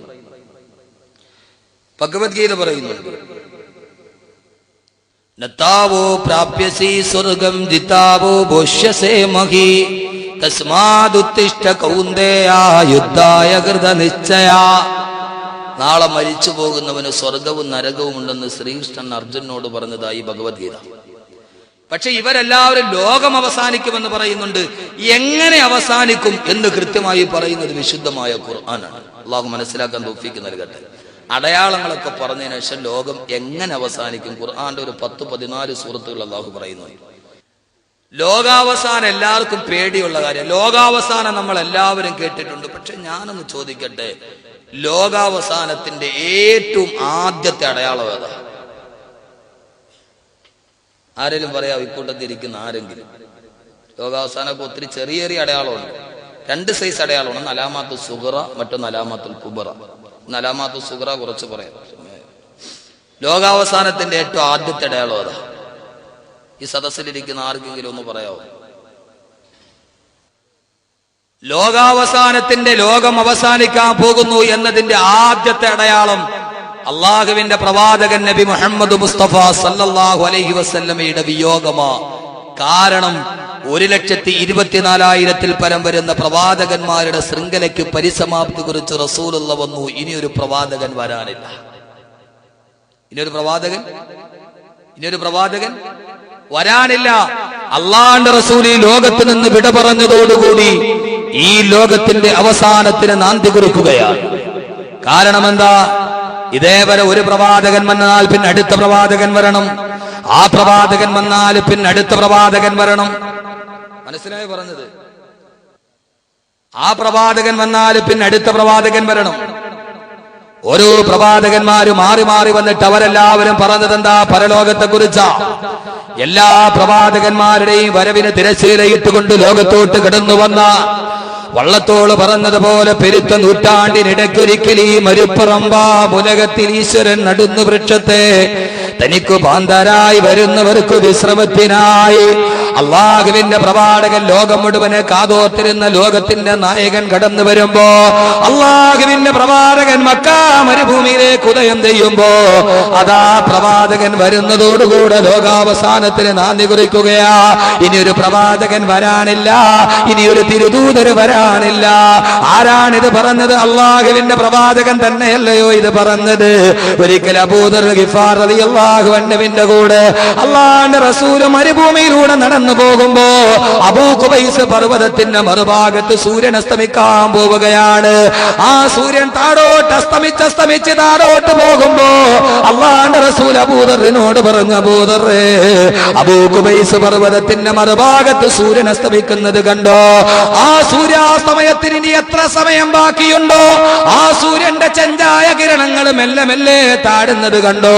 പടിഞ്ഞാറൻ ചക്രവാളം കണ്ടോ? അബൂദറേ, കളഭക്കുടം കവിഴുന്ന പോകുന്നത് മാതിരി, കളവക്കുടം കമിഴ്ന്നത് മാതിരി ചെഞ്ചായ കിരണങ്ങൾ അബൂ ഖുബൈസ് പർവ്വതത്തിന്റെ മറുഭാഗത്തേക്ക് താഴുന്നത് കണ്ടോ? ആ സൂര്യൻ മറയാൻ ഇനി എത്ര സമയമുണ്ടോ അത്രയുമേ ഞാനും ഖിയാമത്ത് നാളും നമ്മിൽ ഇനി അകലമുള്ളൂ എന്ന് ലോകത്തിന്റെ തിരുദൂതരെ നബി മുഹമ്മദ് മുസ്തഫ, അല്ലാഹുവിന്റെ റസൂൽ നബി മുഹമ്മദ് മുസ്തഫ, അല്ലാഹുവിന്റെ റസൂല് പറഞ്ഞു, ഞാനും ലോകാവസാനവും തമ്മിലുള്ള അകലം എത്രയാ? ആ സൂര്യകിരണമെന്ന് താഴോട്ട് താഴുന്ന സമയം, മറ്റൊരു സമയത്ത് അല്ലാഹുവിന്റെ റസൂല് പറഞ്ഞത് കേൾക്കുക. തന്റെ സഹാബത്തിനോട് അല്ലാഹുവിന്റെ റസൂല് പറഞ്ഞു, ഞാനും ഖിയാമത്ത് നാളും തമ്മിൽ എത്ര ദൂരമുണ്ടെന്ന് നിങ്ങൾക്കറിയുമോ? 1400 വർഷങ്ങൾക്ക് മുമ്പ് അല്ലാഹുവിന്റെ റസൂല് പറയുകയാണ്, ഞാനും ഖിയാമത്ത് നാളും തമ്മിൽ എത്ര അകലമുണ്ടെന്നറിയുമോ? രണ്ടായി കീറപ്പെട്ട ഒരു വസ്ത്രം പോലെയാ. ഇത്ര നന്നായിട്ടൊരു ഉപമ പറയാൻ അല്ലാഹുവിന്റെ തിരുദൂതരെ അങ്ങേക്കല്ലാതെ മറ്റാർക്കും കഴിയില്ല നബിയേ. ഞാനും ഖിയാമത്ത് നാളും തമ്മിലുള്ള അകലം രണ്ടായി കീറിയ ഒരു വസ്ത്രം പോലെയാണ്. ഒരു വസ്ത്രം രണ്ടായി കീറി, പക്ഷേ കീറിയപ്പോൾ ഒരു നൂല് മാത്രം വിട്ടുപോയിട്ടില്ല. 2 കഷണങ്ങളിലായി ഒരു നൂലിങ്ങനെ തൂങ്ങിക്കിടക്കുന്നു. വസ്ത്രം രണ്ടായി കീറുമ്പോൾ വിട്ടുപോകാതെ കിടക്കുന്ന ഒരു നൂല് പോലെ ആ നൂല് കൂടി മാറിക്കഴിഞ്ഞാൽ ഈ വസ്ത്രം 2 കഷണമായി മാറുന്നത് പോലെ ഞാൻ ആ നൂലിനെ പോലെയാണ്. അതെപ്പോൾ പൊട്ടുന്നുവോ അപ്പോൾ ഖിയാമത്ത് നാൾ വരുന്നത് പോലെ രണ്ടായി കീറിയ വസ്ത്രത്തിന്റെ ഇടയിൽ വിട്ടുപോകാൻ മടിച്ചു നിൽക്കുന്ന ഒരു ചെറുനൂല് പോലെയാണ് ഞാനും ഖിയാമത്ത് നാളും തമ്മിലുള്ള അകലമെന്ന് ലോകത്തിന്റെ മുത്തേ നബിയുൽ ഹറമൈൻ നബി മുഹമ്മദുർ റസൂലുള്ളാഹ്, ആദരവായ പ്രവാചകൻ നബി മുഹമ്മദ് മുസ്തഫ സല്ലല്ലാഹു അലൈഹി വസല്ലം. അള്ളാന്റെ റസൂലല്ല ഇതൊക്കെ നമുക്ക് പഠിപ്പിച്ചു തന്നത്. ആ റസൂല് വന്നില്ലായിരുന്നെങ്കിൽ, ആ പ്രവാചകൻ കടന്നു വന്നില്ലായിരുന്നെങ്കിൽ, ओ नबियों में रहमत लका पाने वाला, मुरादे गरीबों की गम खाने वाला, खताकार से दर गुजर करने वाला, वो अपने बरायों में गम खाने वाला. ആ പ്രവാചകൻ കടന്നു വന്നില്ലായിരുന്നെങ്കിൽ, അള്ളാഹുവിന്റെ റസൂലിന്റെ റഹ്മത്ത് നമുക്ക് കിട്ടിയില്ലായിരുന്നെങ്കിൽ ഈ വരാനിരിക്കുന്ന വൃത്താന്തങ്ങൾ നമ്മൾ അറിയുമായിരുന്നോ? ഇതിനെക്കുറിച്ച് നാം ചർച്ച ചെയ്യുമായിരുന്നോ? സകലമാന സുഹൃതങ്ങളുടെയും നായകൻ ആദരവായ പ്രവാചകൻ നബി മുഹമ്മദ് മുസ്തഫ. അള്ളാഹുവിന്റെ റസൂല് ചന്ദ്രനെ പിളർത്തി കാണിച്ചു അബൂ ഖുബൈസ് പർവ്വതത്തിന്റെ മുകൾ ഭാഗത്ത്, അല്ലേ? കാണിച്ചില്ലേ? ചേട്ടാ, അതും സംശയമാണ്. സംശയമുണ്ടോ ചന്ദ്രനെ പിളർത്തി കാണിച്ച കാര്യത്തിൽ? നീലാംസ്ട്രോങ് ചന്ദ്രനിൽ പോയപ്പോ ചന്ദ്രൻ പിളർന്ന പാട് കണ്ടു എന്നാ എല്ലാരും പറയുന്നത്. ഞാൻ അപ്പോഴും പറഞ്ഞു, ഇപ്പൊ നീലാംസ്ട്രോങ് പാട് കണ്ടില്ലെങ്കിൽ ശരി നമ്മൾ വിശ്വസിച്ചു. നീലാംസ്ട്രോങ് ചന്ദ്രനിൽ പോയിട്ട് അള്ളാഹുവിന്റെ റസൂല് ചന്ദ്രനെ പിളർത്തിയ പാട് കണ്ടില്ല എന്ന് പറഞ്ഞാൽ നമ്മൾ വിശ്വസിക്കൂലേ? ചില ആളുകൾ ഭയങ്കരമായിട്ടൊന്ന് നീലാംസ്ട്രോങ് റസൂലുള്ള ചന്ദ്രനെ പിളർത്തിയ പാട് കണ്ടു, നീ കണ്ടില്ലെങ്കിൽ എന്നാ നമുക്ക് വിശ്വാസമില്ലേ? നമ്മുടെ വിശ്വാസം എന്താ? അബൂബക്കർ റളിയല്ലാഹുവിനെ പോലെയാ. രാവിലെ വന്നിട്ട് വന്ന അബൂബക്കറെ, എന്താ നബിയെ, ഇന്നലെ രാത്രി ബുറാഖ് എന്ന് പറയുന്ന ഒരു വാഹനമായിട്ട് ജിബ്രീൽ വന്നു, ഞാൻ അതിൽ കയറി 7 ആകാശവും ഭൂമിയും കണ്ടിട്ട് ഒറ്റ നിമിഷം കൊണ്ട് തിരിച്ച് ഞാൻ ഭൂമിയിൽ വന്നു. സദഖത്ത യാ റസൂലല്ലാഹ്, നബി അങ്ങ് പറഞ്ഞ സത്യമാ. പിന്നെ ആ വാഹനത്തിന് എത്ര വേഗത ഉണ്ടായിരുന്നു, അതിന് ടയർ ഉണ്ടായിരുന്നോ, കാറ്റടിച്ചാറുന്നോ, അതിന് പെർമിറ്റ് ഉണ്ടോ, ഇൻഷുറൻസ് എടുത്തിട്ടാണോ, എങ്ങനെ പോയി, എതിലേ പോയി, മഴ പെയ്തോ, കാറ്റടിച്ചതോ ഒന്നുമില്ല അബൂബക്കർ സിദ്ദീഖ്. എവിടെ വന്ന് ഇറങ്ങി നബിയെ, എപ്പോ പോയി, ഒന്നുമില്ല നബി. അബൂബക്കറെ, ഞാൻ പോയോ നബിയെ? അതോ അബൂബക്കറെ, സദഖത്ത യാ റസൂലല്ലാഹ്, അങ്ങ് സത്യം പറയും. നബി ഞങ്ങൾ പറഞ്ഞു, അബൂബക്കറെ അന്ത സിദ്ദീഖ്, നീ സിദ്ദീഖ. അള്ളാഹുവിന്റെ റസൂല് ചന്ദ്രനെ പിളർത്തി കാണിച്ചു. ആരാ ഇത് പറഞ്ഞത്? അല്ലാഹുവിന്റെ ഖുർആൻ പറയുന്നത് കേൾക്കുക.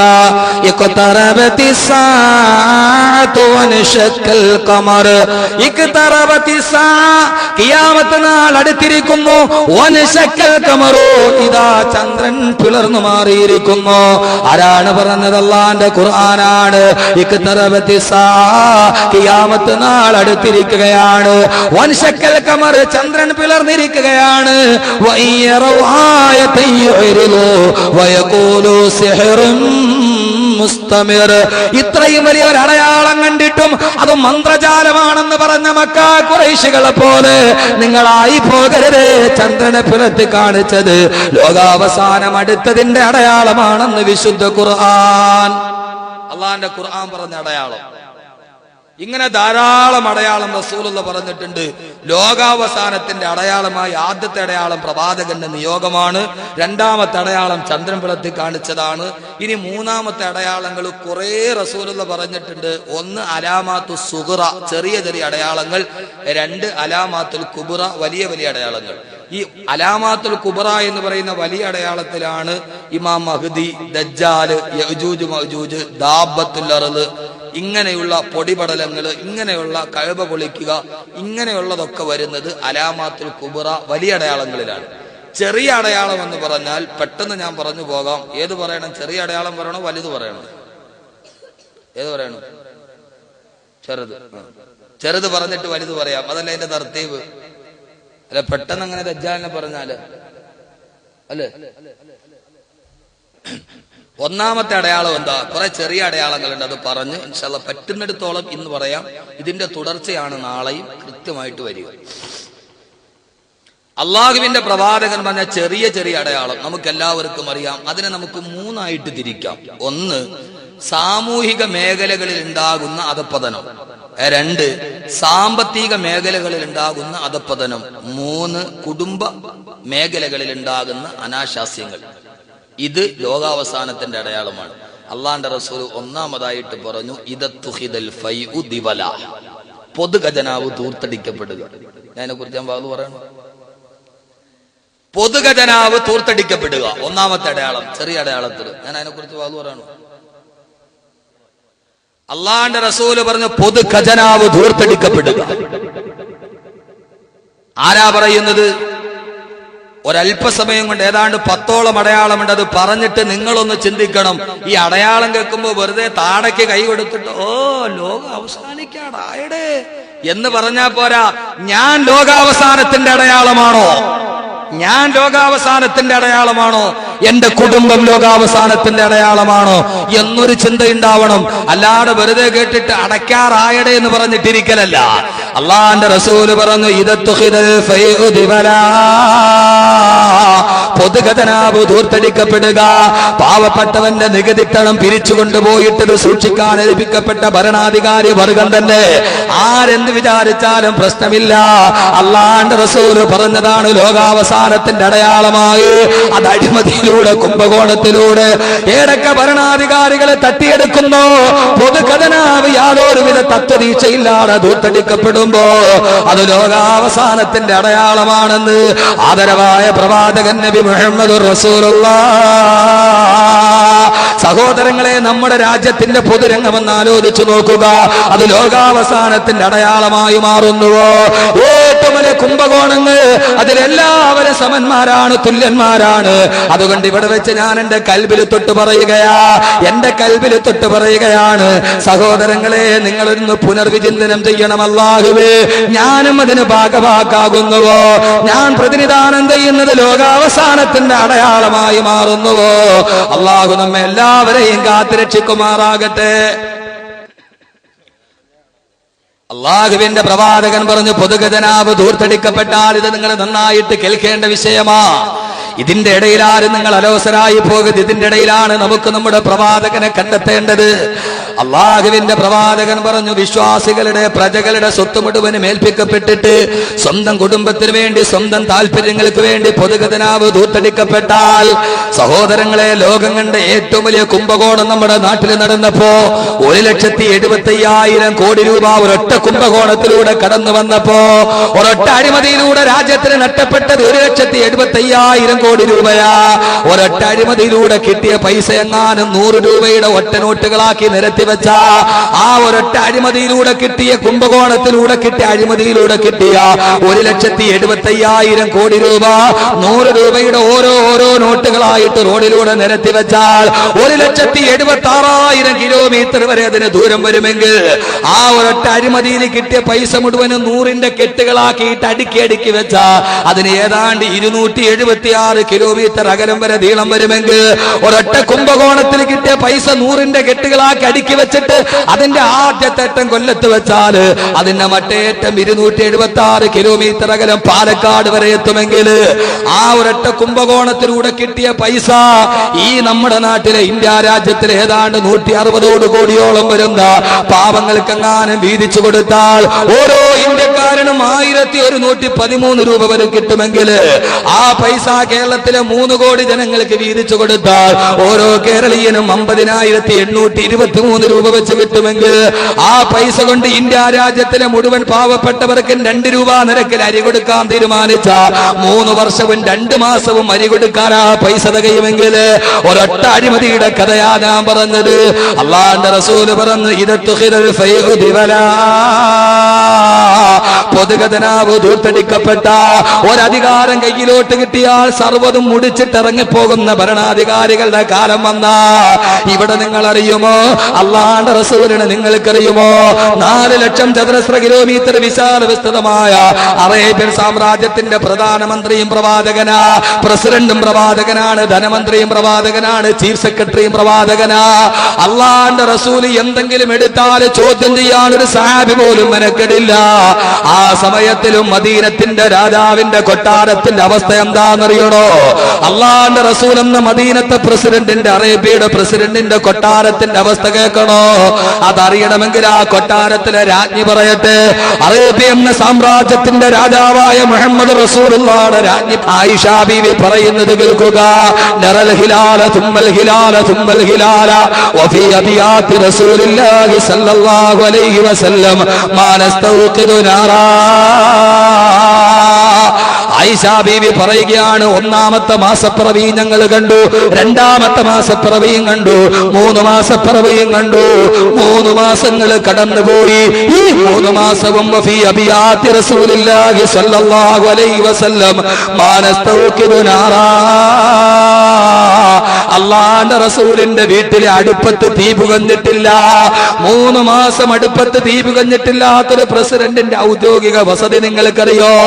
അങ്ങനത്തെ ഒരു പ്രസിഡന്റിനെ നിങ്ങൾ കണ്ടിട്ടില്ല. അറിയുമല്ലോ, ബ്രൂണൈ എന്ന് പറയുന്ന രാജ്യത്തിന്റെ പ്രസിഡന്റിന്റെ കൊട്ടാരത്തിന്റെ അവസ്ഥ എന്താ?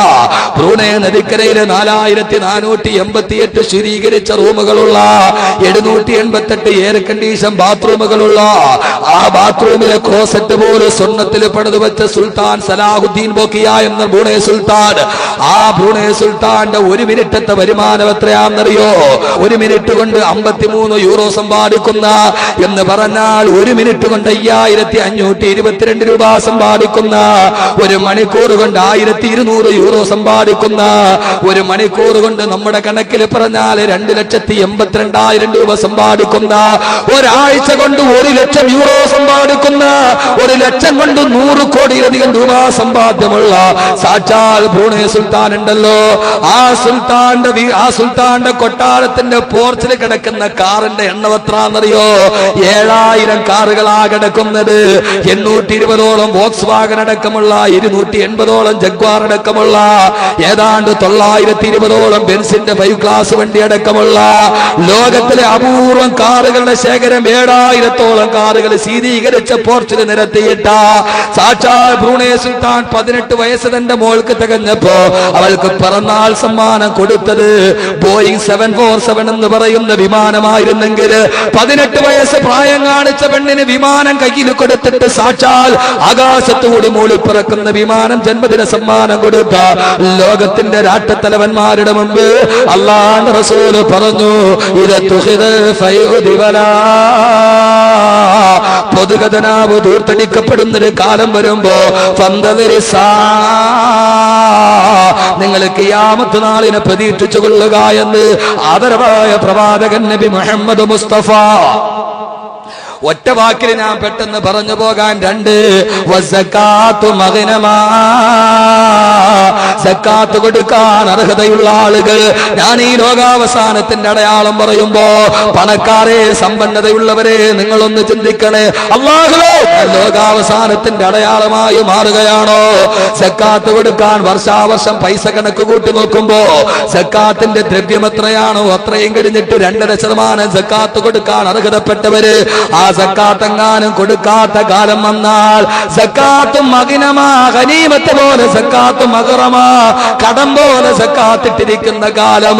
സക്കാത്ത് എന്ന് പറഞ്ഞാൽ റമളാൻ മാസത്തിൽ പൊരിവയിലേറ്റ് പടിമുറ്റത്ത് കാത്തു കിടക്കുന്ന പട്ടിണി പാവങ്ങളുടെ നേരെ കൊടവയറ് തടവിയിട്ട് 1 രൂപയുടെ നോട്ട് വലിച്ചെറിഞ്ഞാൽ അത് സക്കാത്താവില്ല. അത് വെറും ഒരു യാതനാ സമ്പ്രദായമാണെങ്കിൽ അല്ലാഹുവിന്റെ റസൂൽ പറഞ്ഞു, ഇസ്ലാമിന്റെ ഏറ്റവും പ്രധാനപ്പെട്ട ശാഖയായ പണക്കാര് സക്കാത്ത് കൊടുക്കാത്ത കാലം വന്നാൽ അത് ഖിയാമത്ത് നാളിന്റെ അടയാളമാണ്. ഓ പണക്കാരെ, ചിന്തിക്കുക, ലോകാവസാനത്തെ വിളിച്ചു വരുത്തുന്ന അടയാളമാണോ നിങ്ങള്?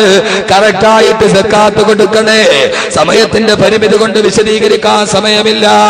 അല്ലാഹുവിന്റെ റസൂൽ പറഞ്ഞു 3 വല്ലമാനത്തു മഗ്നമാ,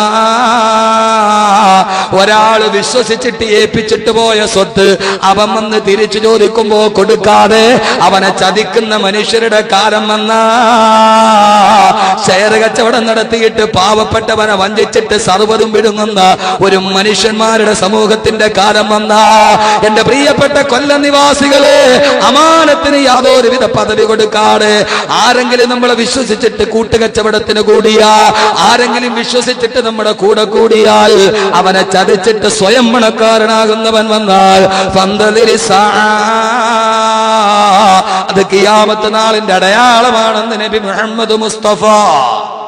വല്ലമാനത്ത് മഗ്നമാ, വിശ്വസിച്ച ഒരാളെ ഏൽപ്പിച്ചു, കടയേൽപ്പിച്ചു. അത് ഇവിടെ ആകട്ടെ ഗൾഫിലാകട്ടെ, പാവപ്പെട്ട അറബി വിശ്വസിച്ചിട്ട് ഗൾഫിൽ കട ഏൽപ്പിച്ചു. 3 മാസം കഴിഞ്ഞപ്പോ അറബീനെ യത്തീംഖാനയിലാക്കിയിട്ട് അവൻ നാട്ടിൽ വന്നു.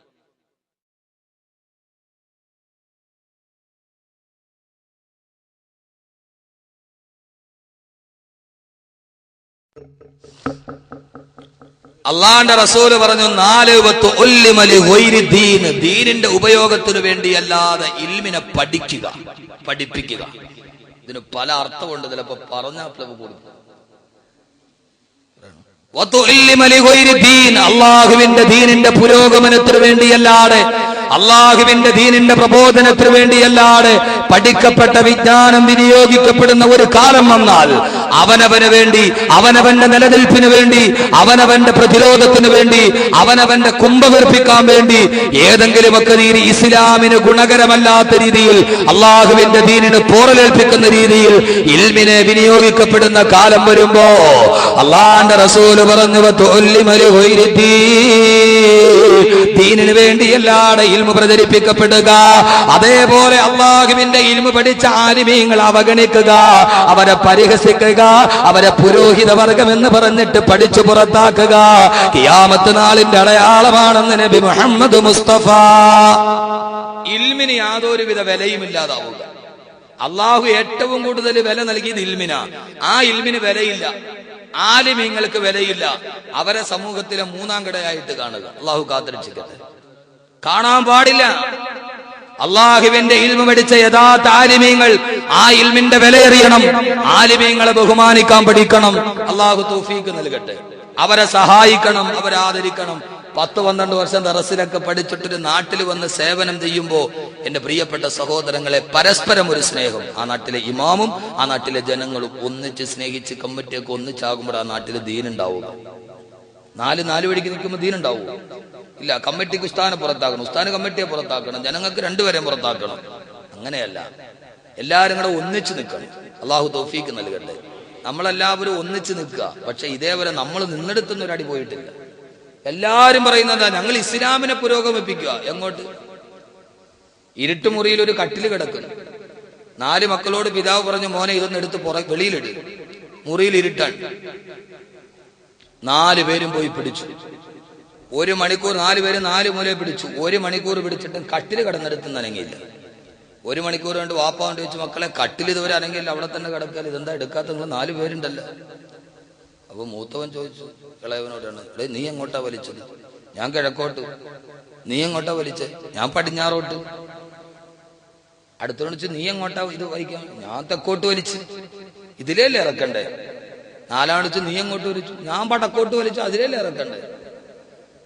ഇപ്പൊ ഇവര് 4 പേരും കിടന്ന് വലിക്കണുണ്ട്. എങ്ങോട്ടാ വലിക്കണേ? ഒരാള് തെക്കോട്ട്, ഒരാള് വടക്കോട്ട്, ഒരാള് പടിഞ്ഞാറോട്ട്, ഒരാള് കിഴക്കോട്ട്. എല്ലാരും കിടന്ന് വലിക്കുന്നുണ്ട്. പക്ഷെ ദീനിപ്പോഴും ഇവിടെ തന്നെ. എല്ലാരും കൂടെ ഒന്ന് യോജിച്ച് തീരുമാനിച്ചിട്ട് നമുക്ക് ഇന്നടത്തോട്ട് വലിക്കാൻ തീരുമാനിച്ച് എത്രയും പെട്ടെന്ന് വെളി കിടക്കൂലേ? അള്ളാഹു നമ്മുടെ എല്ലാ സംഘടനകളെയും പരിശ്രമത്തെയും അള്ളാഹു അങ്ങനെ ആക്കട്ടെ. അള്ളാഹു അങ്ങനെ യോജിപ്പിക്കട്ടെ.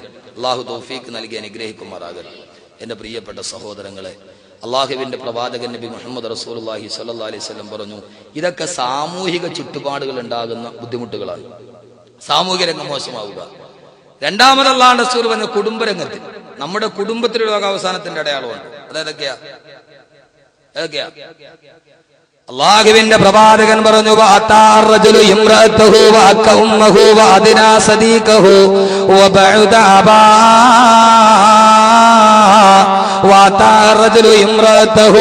ഒരു പുരുഷൻ, ഒരു മകൻ, ഒരു മാതാവിന്റെ മകൻ, അവൻ വിവാഹം കഴിഞ്ഞ് ഭാര്യയുമായി വീട്ടിലേക്ക് വന്നാൽ അവന്റെ ഭാര്യയുടെ വാക്ക് കേട്ടിട്ട് വാക്ക ഉമ്മഹു, അവന്റെ മാതാവിനെ ഉപദ്രവിക്കാൻ ശ്രമിച്ചാൽ, ഇന്നലെ കടന്ന് കൈപിടിച്ച് കടന്നു വന്ന പെണ്ണിന്റെ വാക്ക് കേട്ട് സ്വന്തം മാതാവിന്റെ ഗർഭാശയത്തിൽ ചവിട്ടാൻ കാല് വെക്കുന്ന ഒരു മകൻ ഒരു കുടുംബത്തിലുണ്ടോ? അല്ലാഹുവിന്റെ റസൂല് പറഞ്ഞു, അവൻ ലോകാവസാനത്തിന്റെ അടയാളമാണ്. പൊന്നുമോനെ, നീ എന്തിനാ അങ്ങനെയാകുന്നത്? അള്ളാഹു പറഞ്ഞ ലോകാവസാനത്തിന്റെ അടയാളമാകണോ സ്വന്തം ഭാര്യയ്ക്ക് വേണ്ടി ഉമ്മയെ പടിയടച്ച് പിണ്ഡം വെക്കുന്നവൻ? വാദിനാ സദീഖഹു വബഅദാബാ, കൂട്ടുകാരുടെ തോളിൽ കൈയിട്ടിട്ട് സ്വന്തം വാപ്പാനകറ്റി നിർത്തുന്നവന്, പിതാവിനെ കാണുമ്പോ ചെരുപ്പിടാത്ത പിതാവിനെ, മുറുക്കി തുപ്പുന്ന പിതാവിനെ കാണുമ്പോ എന്റെ സ്റ്റാറ്റസ് നഷ്ടപ്പെടുന്നെന്ന് പറഞ്ഞ് ആ പിതാവിനെ മാറ്റി നിർത്തിയിട്ട് കൂട്ടുകാരുടെ തോളിൽ കൈയിട്ട് നടക്കുന്ന, കൂട്ടുകാരുടെ ഭീതിക്ക് വേണ്ടി മാതാപിതാക്കളെ തള്ളിക്കളയുന്ന മക്കളുടെ കാലം വന്നാൽ അല്ലാഹുവിന്റെ റസൂല് പറഞ്ഞു, ഫന്തലിരിസാ, ഖിയാമത്ത് നാളിനെ നിങ്ങൾ പ്രതീക്ഷിച്ചു കൊള്ളണേ. ഖിയാമത്ത് നാളിനെ നിങ്ങൾ പ്രതീക്ഷിച്ചു കൊള്ളണേ. ഭാര്യയുടെ ഭീതിക്ക് വേണ്ടി ഉമ്മയെ മാറ്റി നിർത്തുക, കൂട്ടുകാരുടെ ഭീതിക്ക് വേണ്ടി വാപ്പയെ മാറ്റി നിർത്തുക, ഇത് ലോകാവസാനത്തിന്റെ അടയാളമാണ്. അല്ലാഹുവിന്റെ റസൂൽ നബി മുഹമ്മദ് മുസ്തഫ നടക്കുന്നു നമ്മുടെ വീട്ടില്. ഈ ലോകാവസാനം കേട്ടാ ദജ്ജാല് മാത്രം കേട്ടാ പോലെ, നമ്മളൊരു ദജ്ജാലാണോ എന്ന് ആദ്യം നോക്കണം. നമ്മുടെ കുടുംബം അങ്ങനെയാണെങ്കിൽ, ഒരു മഹല്ലിൽ അങ്ങനെ ഒരു കുടുംബമുണ്ട്, മാതാപിതാക്കൾ അകറ്റി നിർത്തുന്ന മക്കളുടെ കുടുംബം, അവർ ലോകാവസാനത്തിന്റെ അടയാളമാണ്. സഹോദരിമാരെ, നിങ്ങളും ചിന്തിക്കണം. എന്റെ ഭർത്താവിനോട് ഞാൻ പറയുന്നു അയാളുടെ ഉമ്മയോട് ഇങ്ങനെയൊക്കെ ചെയ്യണമെന്ന്, നീ ലോകാവസാനത്തിന്റെ അടയാളമാണ്.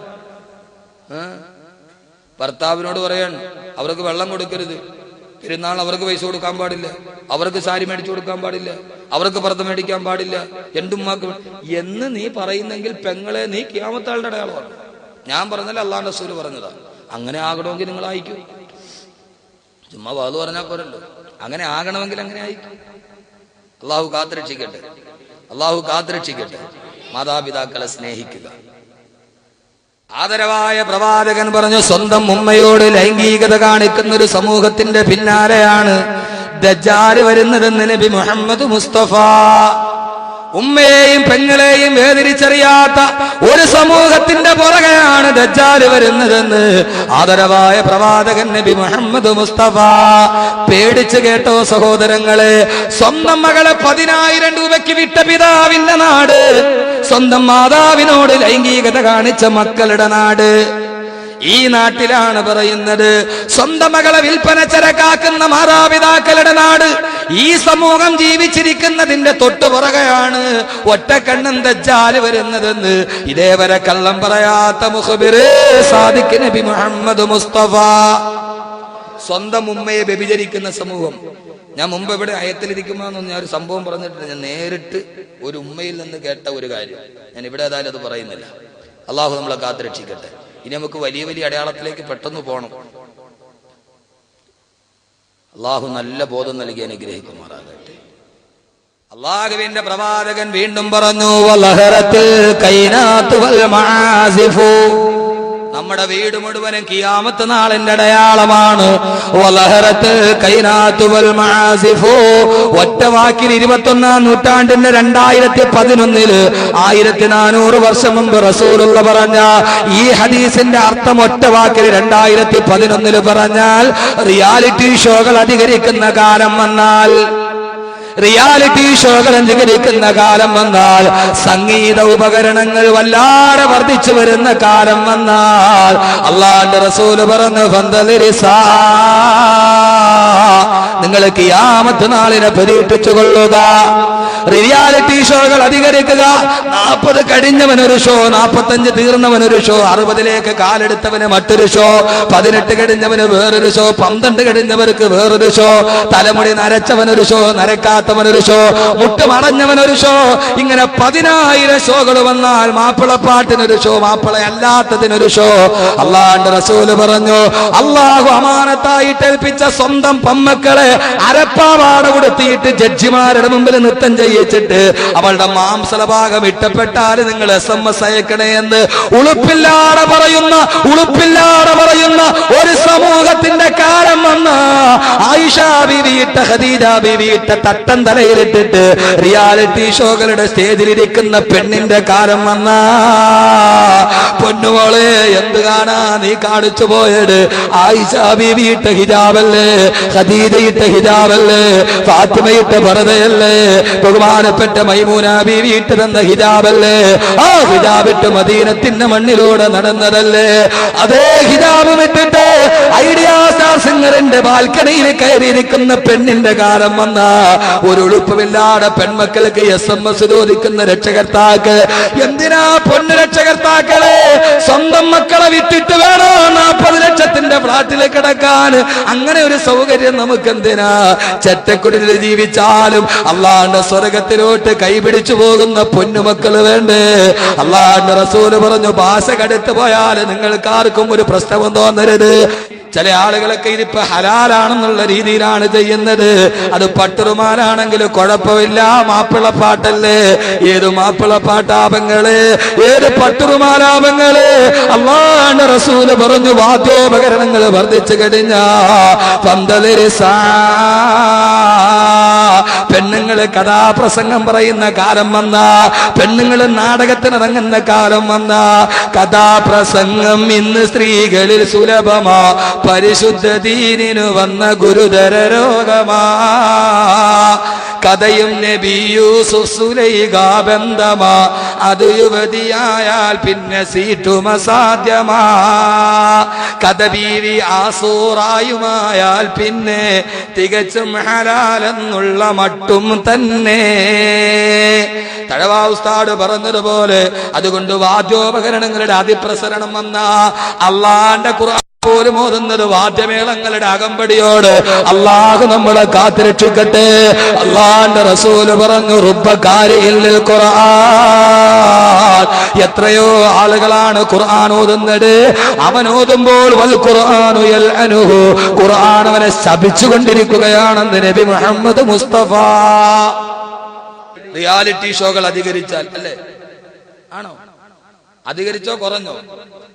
90 കഴിഞ്ഞ കളവിക്കും റിയാലിറ്റി ഷോ. അല്ലാഹുവിന്റെ റസൂൽ പറഞ്ഞു, ഖിയാമത്ത് നാളിന്റെ അടയാളവാ. ഇങ്ങനെയൊക്കെ കണ്ട ഇനി ഒത്തിരി അടയാളമുണ്ട്. കസ്റത്തി സിന, വ്യഭിചാരം വർദ്ധിക്കുക. വ്യഭിചാരം വർദ്ധിക്കുക. പണ്ടൊക്കെ പെൺവാണി പോകുന്നതിന്റെ പത്രത്തിൽ ഓരോ ദിവസം വാർത്ത പരിപാടി. ഇപ്പൊ പത്രക്കാർ ഒഴിവാക്കി. കാരണം 8 പേജും അത് തന്നെ എഴുതേണ്ടി വരും. വേറൊന്നും എഴുതാൻ പറ്റൂല. ഓരോന്നില് 4 പേര്, 8 പേര്, 10 പേര്. സൂര്യല്ലി പെൺവാണിപത്തിൽ ഒരു ജുമയ്ക്കുള്ള ആളുണ്ട്, 40 പേര്.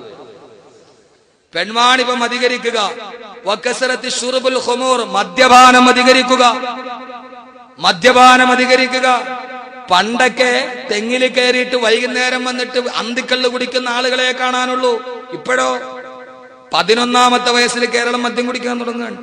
2010 കണക്ക് പ്രകാരം 11ാമത്തെ വയസ്സിൽ കേരളം മദ്യം കുടിക്കാൻ തുടങ്ങുന്നു. എറണാകുളത്തിൽ 8ാം ക്ലാസ്സിൽ പഠിക്കാൻ പോയ ആൺകുട്ടിയുടെ വാട്ടർ ബോട്ടിൽ നോക്കിയപ്പോൾ വാട്ടർ ബോട്ടിൽ ഇന്റർവെല്ലിന് കുടിക്കാനുള്ള പച്ചവെള്ളമല്ല, വാട്ടർ ബോട്ടിലിന്റെ ഉള്ളിൽ കുടിക്കാനുള്ള ബിയർ ആയിരുന്നു. എവിടെ? കാനഡയിലല്ല, സാൻ ഫ്രാൻസിസ്കോയിലല്ല, മിസിസിപ്പിയിലല്ല, ന്യൂയോർക്കിലല്ല, ടോക്കിയോയിലല്ല, പാരീസിലല്ല.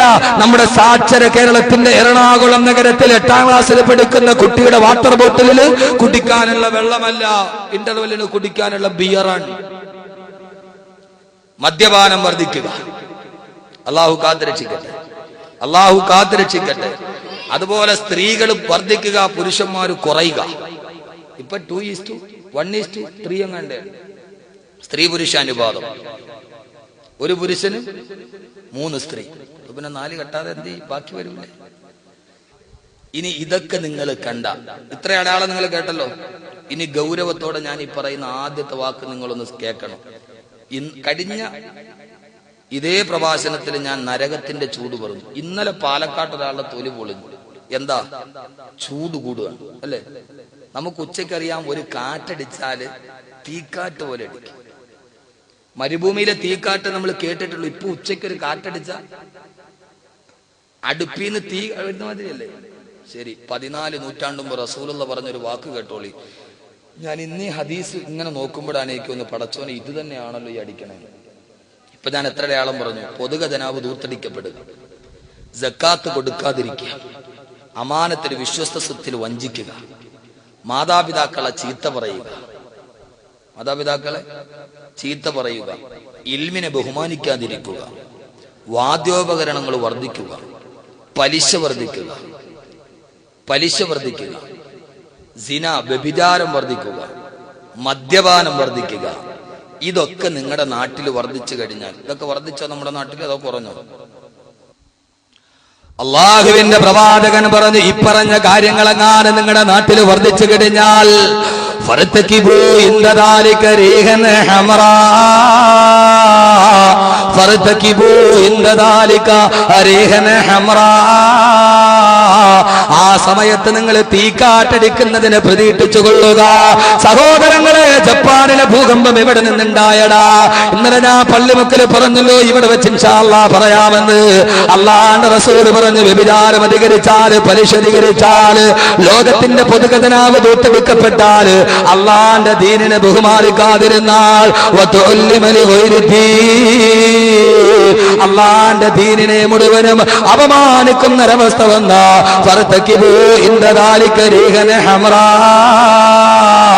നിങ്ങളുടെ നാട്ടിൽ തീക്കാറ്റടിക്കുന്നതിന് നിങ്ങൾ പ്രതീക്ഷിച്ചു കൊള്ളുക. ഇനി എന്ത് പ്രതീക്ഷിക്കാനാണ്? അള്ളാന്റെ അദാബ് കൺമുമ്പിൽ വരികയല്ലേ. ഉച്ചനേരത്തെങ്ങാനും കാറ്റെന്നടിച്ചാൽ ആ കാറ്റിന് തീക്കാട്ടെന്നല്ലാതെ പിന്നെന്താ പറയുക?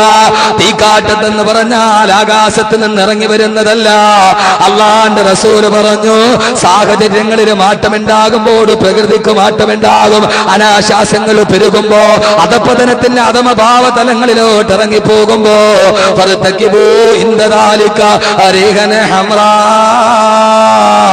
നിങ്ങൾ തീക്കാറ്റിനെ പ്രതീക്ഷിച്ചു കൊള്ളുക. തീക്കാറ്റടിക്കുകയാണ്, മനുഷ്യന്റെ പുറത്തെ തൊലി ഉരിയുകയാണ്.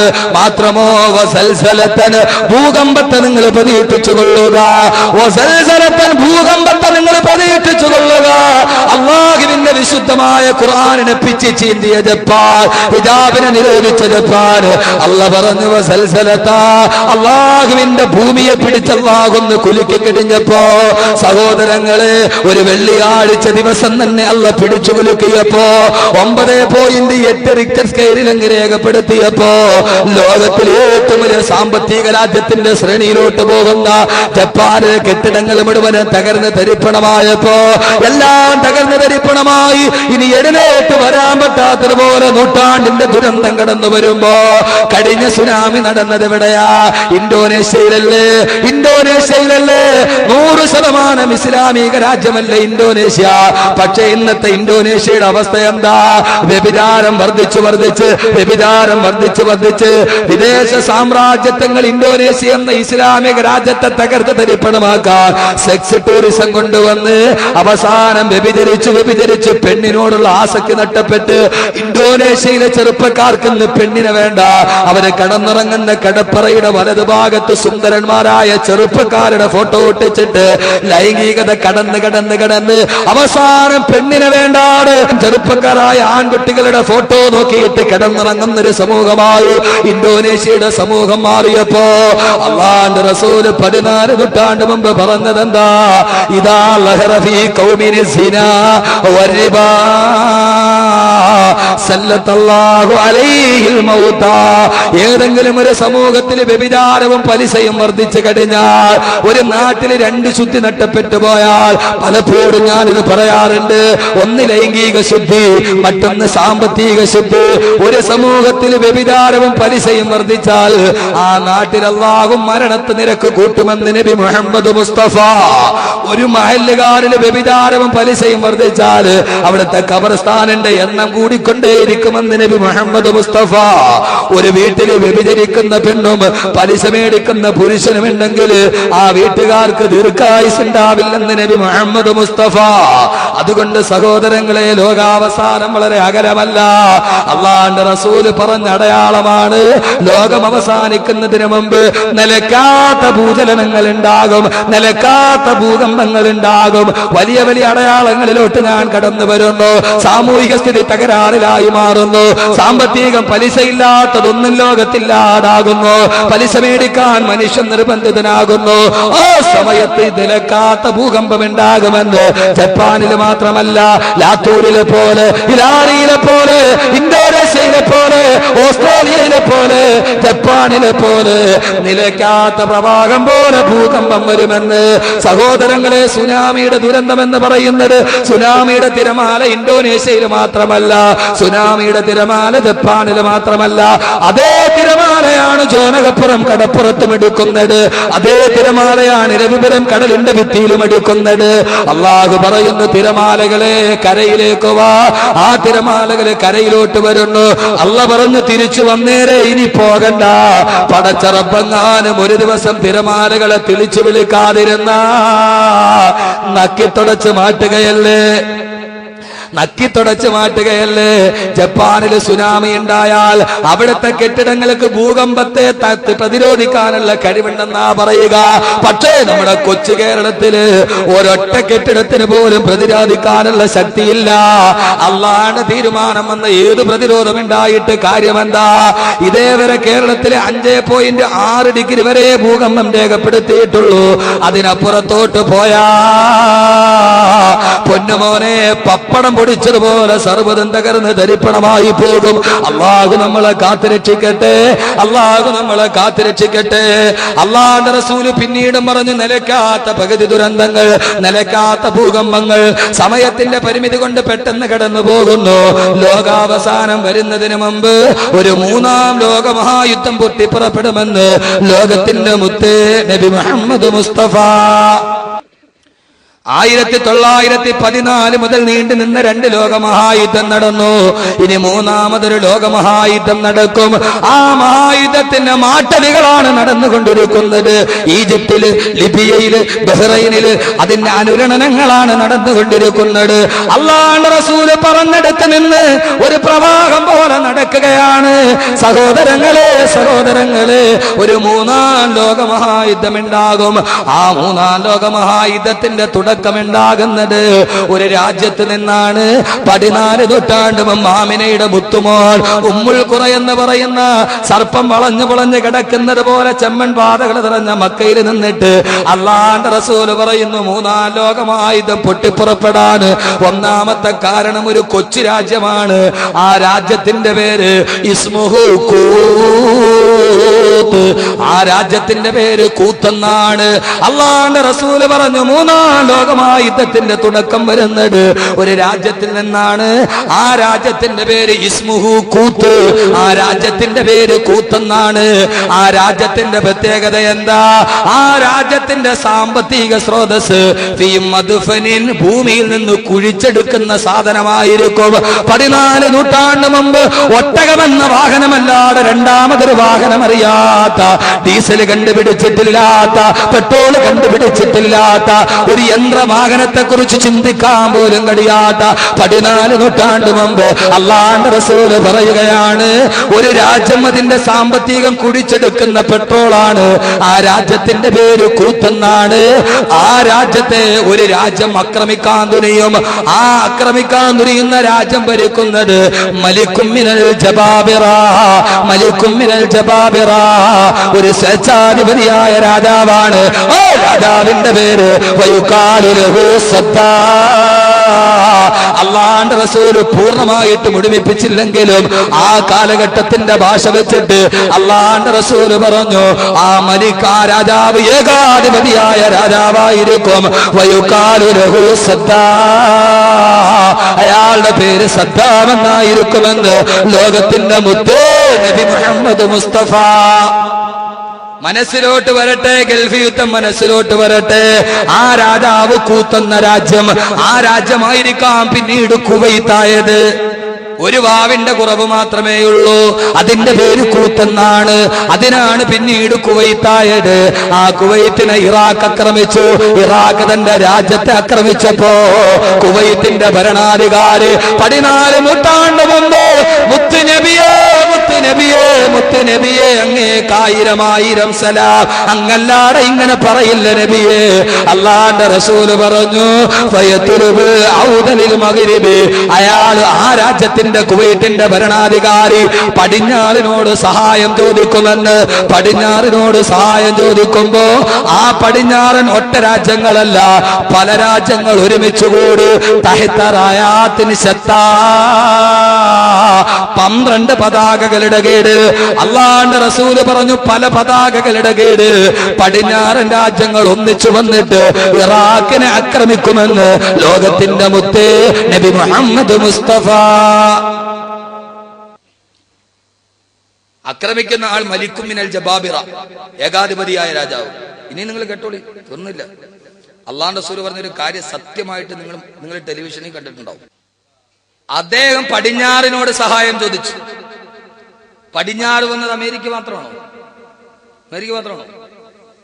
തഹ്ത റായാത്തിൻ ശത്ത, പല പതാകകളുടെ കീഴിൽ, ഓരോ രാജ്യവും അവരുടെ പതാകയുടെ കീഴിൽ ഇറാഖിലിറങ്ങി. അല്ലാഹുവിന്റെ റസൂൽ പറഞ്ഞു, ഇറാഖിലെ ജനങ്ങൾക്ക് ഭക്ഷണ ഉപരോധം വരെ അവരേർപ്പെടുത്തും, അതിൽപ്പെട്ടിട്ട് പിഞ്ചു കുട്ടികളും മരിച്ചു വീഴുമെന്ന് നബി മുഹമ്മദ് മുസ്തഫ. അല്ലാഹുവിന്റെ പ്രവാചകൻ പറഞ്ഞു, പടിഞ്ഞാറൻ ശക്തികൾ മുഴുവനും ഇറാഖിന്റെ പേര് പറഞ്ഞ്. സഹോദരങ്ങളെ, എന്താ ഇറാഖ്? സൗദി അറേബ്യ കഴിഞ്ഞാല്, പ്രവാചകന്റെ മക്ക കഴിഞ്ഞാല്, മദീന കഴിഞ്ഞാൽ, തായിഫ് കഴിഞ്ഞാൽ, തബൂക്ക് കഴിഞ്ഞാൽ, ഖൈബർ കഴിഞ്ഞാല്, ഖന്തക്ക് കഴിഞ്ഞാൽ, അല്ലാഹുവിന്റെ റസൂൽ ജീവിച്ചിരുന്ന ജീവിതത്തിന്റെ പരിപാട് കറഞ്ഞ സൗദി അറേബ്യ കഴിഞ്ഞാൽ ഇസ്ലാമിക നാഗരികതയുടെ ചിഹ്നങ്ങളേറെ നിറഞ്ഞു നിന്ന രണ്ടാമത്തെ രാജ്യമല്ലേ ഇറാഖ്. ബഹുമാനപ്പെട്ട നൂഹ് നബി അലൈഹി സ്വലാത്തു വസ്സലാമിന്റെ കാലഘട്ടത്തിൽ ജലപ്രളയമുണ്ടായ റൊട്ടിക്കാരന്റെ അടുപ്പടക്കമുള്ള ബഹുമാനപ്പെട്ട ശൈഖ് മുഹിയുദ്ദീൻ അബ്ദുൽ ഖാദിർ ജീലാനി ഖദ്ദസല്ലാഹു സിർറഹുൽ കബറടക്കമുള്ള ആയിരക്കണക്കിന് പണ്ഡിത കേസരികളുടെ മൺമറഞ്ഞു പോയ ഇസ്ലാമിക ചരിത്രം തുടിച്ചു നിന്ന ഇറാഖിന്റെ മണ്ണിലേക്ക് ആയിരക്കണക്കിന് ഇറാഖികളെ, ലക്ഷക്കണക്കിന് ഇറാഖികളെ കൂട്ടക്കുരുതി കൊടുത്തിട്ട് അമേരിക്കയും സഖ്യകക്ഷികളും തേർവാഴ്ച നടത്തിയപ്പോ വളരെ വിശാലമായ ചരിത്രമാണ് നിങ്ങൾക്കറിയാം. അവസാനം ഇറാഖിലെ പാവപ്പെട്ട ജനങ്ങൾ മുഴുവനും അള്ളാഹുവിന്റെ വിശുദ്ധമായ ഖുർആൻ പറഞ്ഞതുപോലെ ഇറാഖിലെ സദ്ദാമിന്റെ പേര് പറഞ്ഞിട്ട് സർവ്വതും തകർത്ത് തരിപ്പണമാക്കി. ഇറാഖിലെ പാവപ്പെട്ട വൃദ്ധന്മാരും കൊച്ചുകുട്ടികളും മുഴുവനും ഒരു നേരത്തെ ഭക്ഷണമില്ലാതെ UN ഐക്യരാഷ്ട്രസഭ വർഷത്തിൽ ഒരു പ്രാവശ്യം വിതരണം ചെയ്യുന്ന റൊട്ടിക്കഷണം മേടിക്കാൻ ഇറാഖിന്റെ പരാഭാരം പോലെ പരന്നു കിടക്കുന്ന മണൽത്തരിയിൽ കിടന്നിട്ട് സൂര്യന്റെ ചൂടേറ്റിട്ട് ആയിരക്കണക്കിന് പിഞ്ചുകുട്ടികൾ ഒരു നേരത്തെ ഭക്ഷണമില്ലാതെ പിടഞ്ഞു മരിക്കുമ്പോ വബാലക്കും ലാ തുഖാതിലൂന ഫീ സബീലില്ലാഹ് വൽ മുസ്തദഅഫീന മിനർ റിജാലി വൻ നിസാഇ വൽ വിൽദാൻ അല്ലദീന യഖൂലൂന റബ്ബനാ അഖ്രിജ്നാ മിൻ ഹാദിഹിൽ ഖറിയത്തിൽ ആലിമി അഹ്ലുഹാ വജഅൽ ലനാ മിൻ ലദുൻക വലിയൻ വജഅൽ ലനാ മിൻ ലദുൻക നസീറാ. ഐക്യദാർഢ്യ സഭ കൊടുക്കുന്ന റൊട്ടിക്കഷണം മേടിക്കാൻ വേണ്ടി ചുട്ടുപെടുത്ത് കിടക്കുന്ന മണലാരണ്യത്തിന്റെ മുകളില് കാലിലിടാൻ ചെരുപ്പ് പോലുമില്ലാതെ തകർന്നടിഞ്ഞു നിൽക്കുന്ന ഹൃദയമായി നിൽക്കുന്ന പാവപ്പെട്ട ഇറാഖിലെ വൃദ്ധന്മാര് അവസാന ക്യൂവിൽ നിന്നിട്ട് സൂര്യന്റെ ചൂടേക്കാട് വാടിക്കരിഞ്ഞ ചേമ്പുന്തണ്ട് പോലെ വിവശതയോടെ പിടഞ്ഞു വീടുമ്പോ ഇറാഖിന്റെ മണ്ണിൽ അവസാനത്തെ ശ്വാസം വിടുമ്പോൾ വിളിച്ചിട്ടുണ്ടാവില്ലേ, അല്ലാഹുവേ അല്ലാഹുവേ വജഅൽ ലനാ മിൻ ലദുൻക വലിയൻ വജഅൽ ലനാ മിൻ ലദുൻക നസീറാ. റബ്ബേ ഞങ്ങൾക്കൊരു വിമോചകനെ തരുമോ, ഞങ്ങൾക്കൊരു രക്ഷകനെ തരുമോ.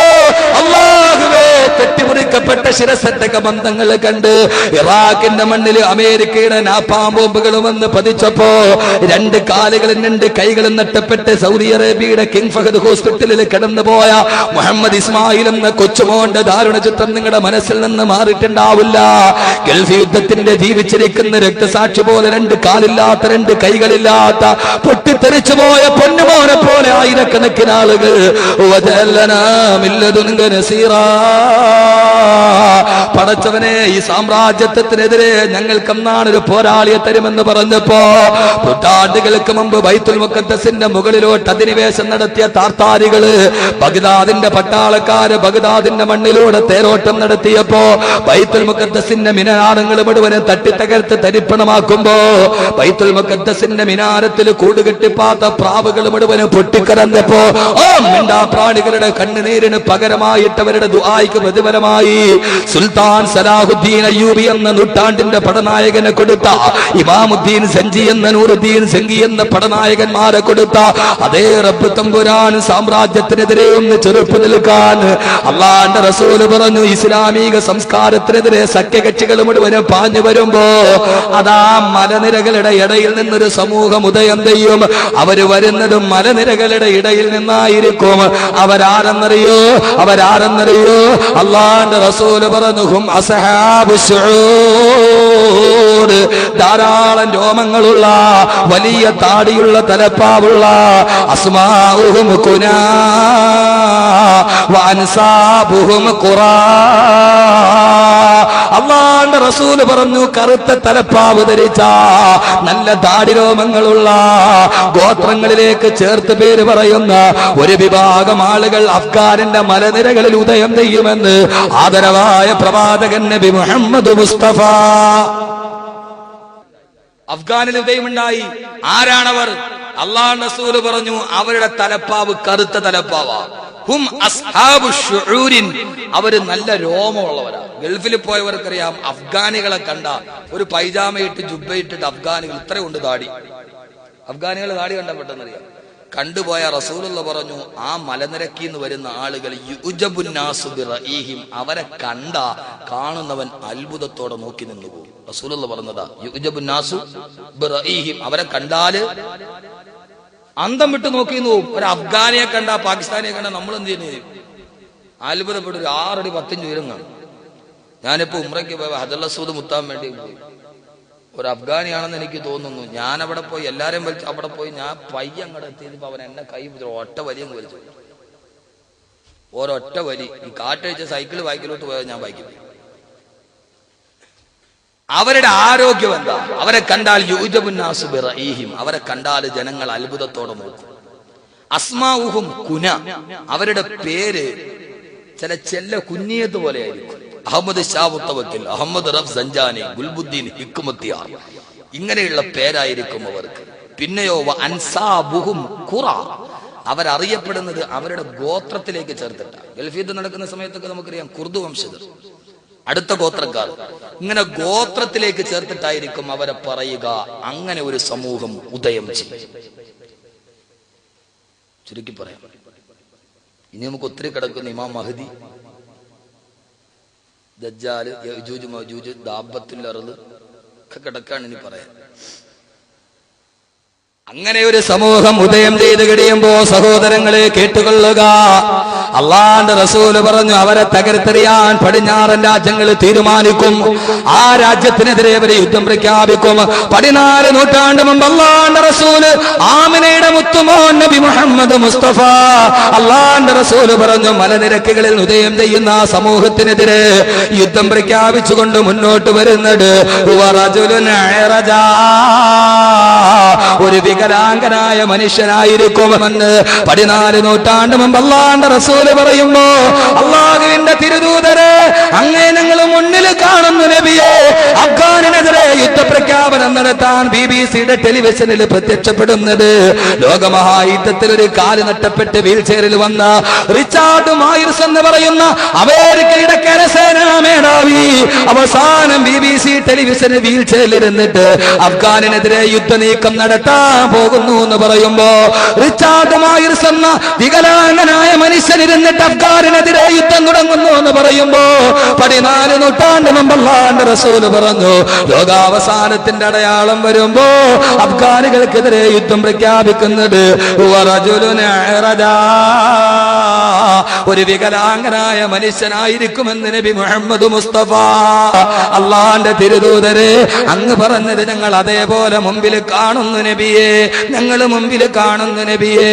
സഹോദരങ്ങളെ, ഇങ്ങനെ ജീവിതം മുഴുവനും ഇസ്ലാമിക സമൂഹത്തിനെതിരെ ലോക പാശ്ചാത്യ ശക്തികൾ ഒരുമിക്കുമ്പോ ഇറാഖില്, ചെച്നിയയില്, ബോസ്നിയയില്, സോമാലിയയില് ആയിരക്കണക്കിന് ശിരസറ്റ കബന്ധങ്ങൾ കടന്നു വരുമ്പോ അള്ളാന്റെ റസൂല് പറഞ്ഞു ആ സമയത്ത് കുറച്ച് യുദ്ധമങ്ങ് പുറപ്പെട്ട് കളയും.